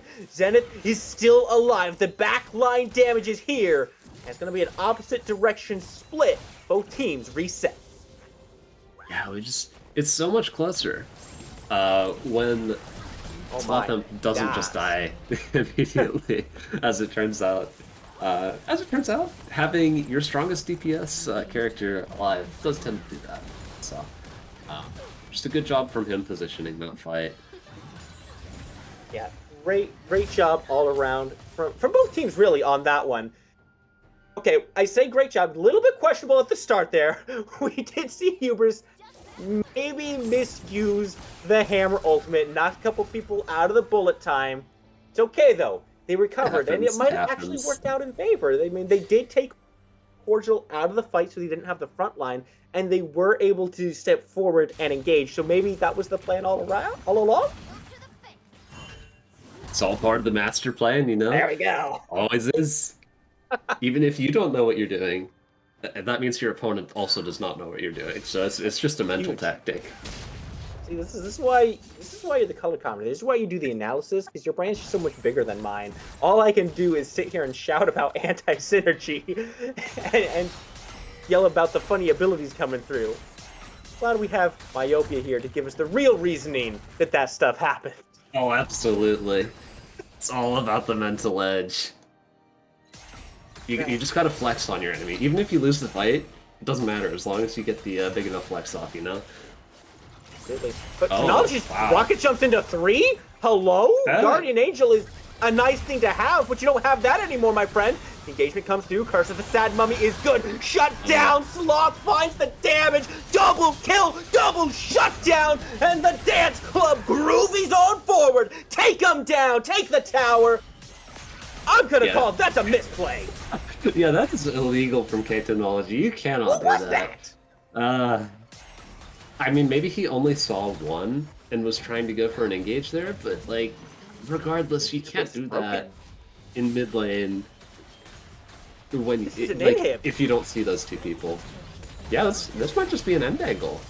Oh my god, they're just marching on forward. It might very well be. Cordial is here trying to buy some time.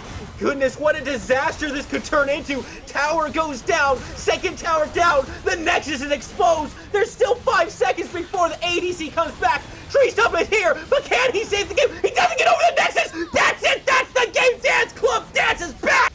They find it 2-1! Spirit of Tactical possessing K-Technology to turn into Malphite ultimately leads to the end of the game. I have no words for that. That's a throw, Myopia. I can't call it any other way. Technology ints himself into 3 members, and it's just the perfect setup for Reximus to come forward. Sloth comes forward like, oh boy, what's this? Some juicy backliners? Let's blow those up real quick. And oh hey, a free march down the mid lane. My mind is blown. Yeah, I mean, ultimately, I think that's just a moment you can look back on and say, oh, I really got to temper that aggression sometimes. We have Hyper back in it with us to break that one down. So, Hyper, what do you think? Those are Tristana plays right there. Those are just some Tristana plays. I don't know what it is when you play Tristana. There's a mechanism in your brain that just clicks, and you see a team, and you're like, "Oh yeah, I'm gonna jump into all of them. Watch me do all of the damage." And then as soon as the rocket jump lands on the, you're like, "Oh no, I've been exploded. What happened? I thought I was gonna do the damage." Malphite after all? Impossible. Wait, Rail didn't hit the stun? I'm so confused here. So yeah, it's honestly tragic. Up until that point,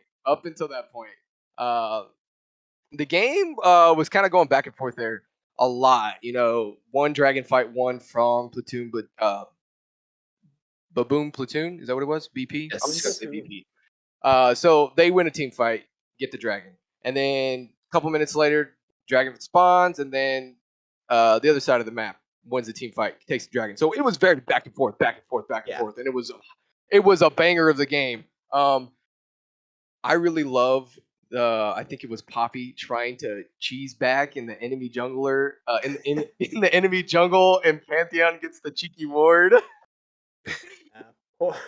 Poor Technology just was not able to secure that back. But I mean, that's what happens, right? If you back right in front of his red buff, you know he's gonna be there. He's probably gonna see you. Technology just if the junglers have, like, don't back in front of buffs self-preservation that are on the map. It's a tough spot to be in there, though. Like, on the opposite side of the map, in the enemy jungle, they know you're somewhere in there. Yeah. You got to take the back at some point. They're going to find you eventually, and you just got to hope it's the right time to take it. It's a tough spot to be in, and sometimes you'll get that theft of a back and take that kill away from them, and sometimes they'll just find you instantly and make you look a little silly, but that's how it goes. It's pretty funny both ways, so I like it. Yeah, what I do want to talk about is the last drag fight, right before Tristana had her blunder. So that last drag fight, it was huge, very spaced out, but BP ends up winning it in the end. Thoughts on that? Malpai, is it? Is that the Myopia. That is me. myopia? Cornucopia. There you go. Yeah, but ultimately, that fight was just the difference between Vagar being able to survive the beginning of the fight and not. He was not forced to burn his flash and then instantly die before any of the fighting happened, so he was just able to put out the damage and carry the team fight. So yeah, ultimately I think he just had better positioning that team fight. He was less split from his team, and thus they weren't fighting at a numbers disadvantage from the get-go. Does that team fight look? Does that team fight look a whole lot differently if Poppy doesn't yeet the rail out of the atmosphere? I think it's a little difficult to say, just because Water was pretty far behind on the Misfortune. So like even if they stay in that ult the whole time, like maybe it does an extra 25-30% of their max health. I don't know if that's worth more than the numbers advantage that you get from ulting away, honestly. Like you're hitting a good amount of damage on them already with the Misfortune ult. So I don't know. It's kind of hard to say there, honestly. I think that wasn't a big enough blunder, in my opinion, to like fully cost them the team fight there. Well, Or, yeah, okay. They did win the team fight in the They end. win the team fight, but it's more of, does the team fight go differently if Rail's able to stay in the team fight? Is the question I'm trying to get at. Oh, in that case, it's a little. Now my memory is not the best. Okay, but word. I feel that. I'm imagining that Rel had already used her engage at that point. Mhm. So like it doesn't do a ton more if she stays in the team fight and gets like a couple of cues off, something like that. Once she's back, she'll have her engage up again and then be able to do Rel things again. So like I said, I don't think that was like a huge swing point for the team fight either way, honestly. Okay, word. Spooky, your thoughts? How was the game going up until Tristana doing tactical things? Game was going great for Baboon Platoon. I would say that Baboon Platoon was in the winning position. Things were looking a little dicey around those dragons. Like you said, they were going back and forth. But Baboon Platoon was taking the winning end of most of those dragon fights. Even when the dragon got stolen away, they were still doing a good job of taking the fights well, even landing a couple aces in there. But that last one is a key point there, right? Because I do feel that Dance Club were the winners of that fight, and I think in the end, the Poppy ult away actually did work out better for the Dance Club because it meant that Cordial and Rel were both not able to step forward and be that frontline presence. They weren't able to get into that fight and interfere with the backliner's ability to deal damage. And that's why Sloth was able to step forward. That's why Sloth had the space he did in order to land that damage. So I called it anti-synergy. I shouted it out. But I'm going to say I was wrong on that one. I think it went actually very well for them. I mean, it's anti-synergy in the aspect of Misfortune trying to ult a target and the target disappearing because, Poppy yeeted them back to the Nexus. So yeah, it's anti-synergy in that point, but it's still going good for the team fight. Yeah. Overall, because you still turn it into a 5v1. Not 5v1, 5v4. Unfortunately, Misfortune throws her ultimate and doesn't get to use it again. That's the only anti-synergy part of that game. But no, I'm with you 100%. BP, I thought was in the driver's seat the entire time. The jungler Jin Zhao was hitting some gross, and I mean some gross engages with the Wind Becomes Light. When he popped his ult, challenged the right target, and it was just gross the way he was his target selection was disgusting. Yeah. And then you combo that with your mid laner who's just throwing bombs at a low health enemy carry under the tower. So I honestly thought BP was in the driver's seat. And then Tristana decided to take a playbook from tactical, and the game is over. Yeah, that was very sudden and very explosive. Oh, I see. Because it's a rocket jump. I get it. Very true. Not Yes. intentionally, no, but it happens. It does happen. Like I said, when you cue in Tristana, all reasoning goes aside, and the thought process is, "I got this," and then 2 seconds later, "I don't got this." I have messed up. I didn't think this far ahead. But it was a really good game. I had a blast watching it. Definitely a very, very entertaining game, and I'm excited to see how far both these teams can go in the future. Whether they'll be able to shore up some of these weaknesses and maybe rein in some of that bloodlust and aggression that we saw coming out towards the end. But I feel like that's the kind of mistake that only happens once. You do it once, and you say, "Okay, guys, that's my bad. That's my throw. Won't happen again." On the other hand, they could turn the bloodlust up to 11. Go for all aggro. That's what I love to see. It's certainly a strategy. That's a tactic they could take, but I'm not sure how valid it will be given the outcome of this one. Well, it all depends on how calculated the bloodlust is, I suppose. That's true. That's true. That's fair. But Unwarranted. It's just you just full send. Doesn't matter. I'll do it. Full send, 24/7. We'll figure it out. Don't worry. We're just gonna full send all the time, and eventually we'll be able to figure out how to full send properly. What do you mean? There's a tower in the way? Nah, it's cool. Send it. Yeah, just kill the tower. There's no tower in the way anymore. All right. Well, you guys take it away from here. I am gonna call it. I appreciate you guys letting me jump in at the on your last game. Thank you for joining us, Hyper. Always appreciate your insight and opinions here. I think that just about does it for us as well here on the cast. I think that wraps things up. It's been Baboon, Platoon, and Stephen Hawking's Dance Club. 2-1 victory for the dancers. See you guys later. See you later. Awake to my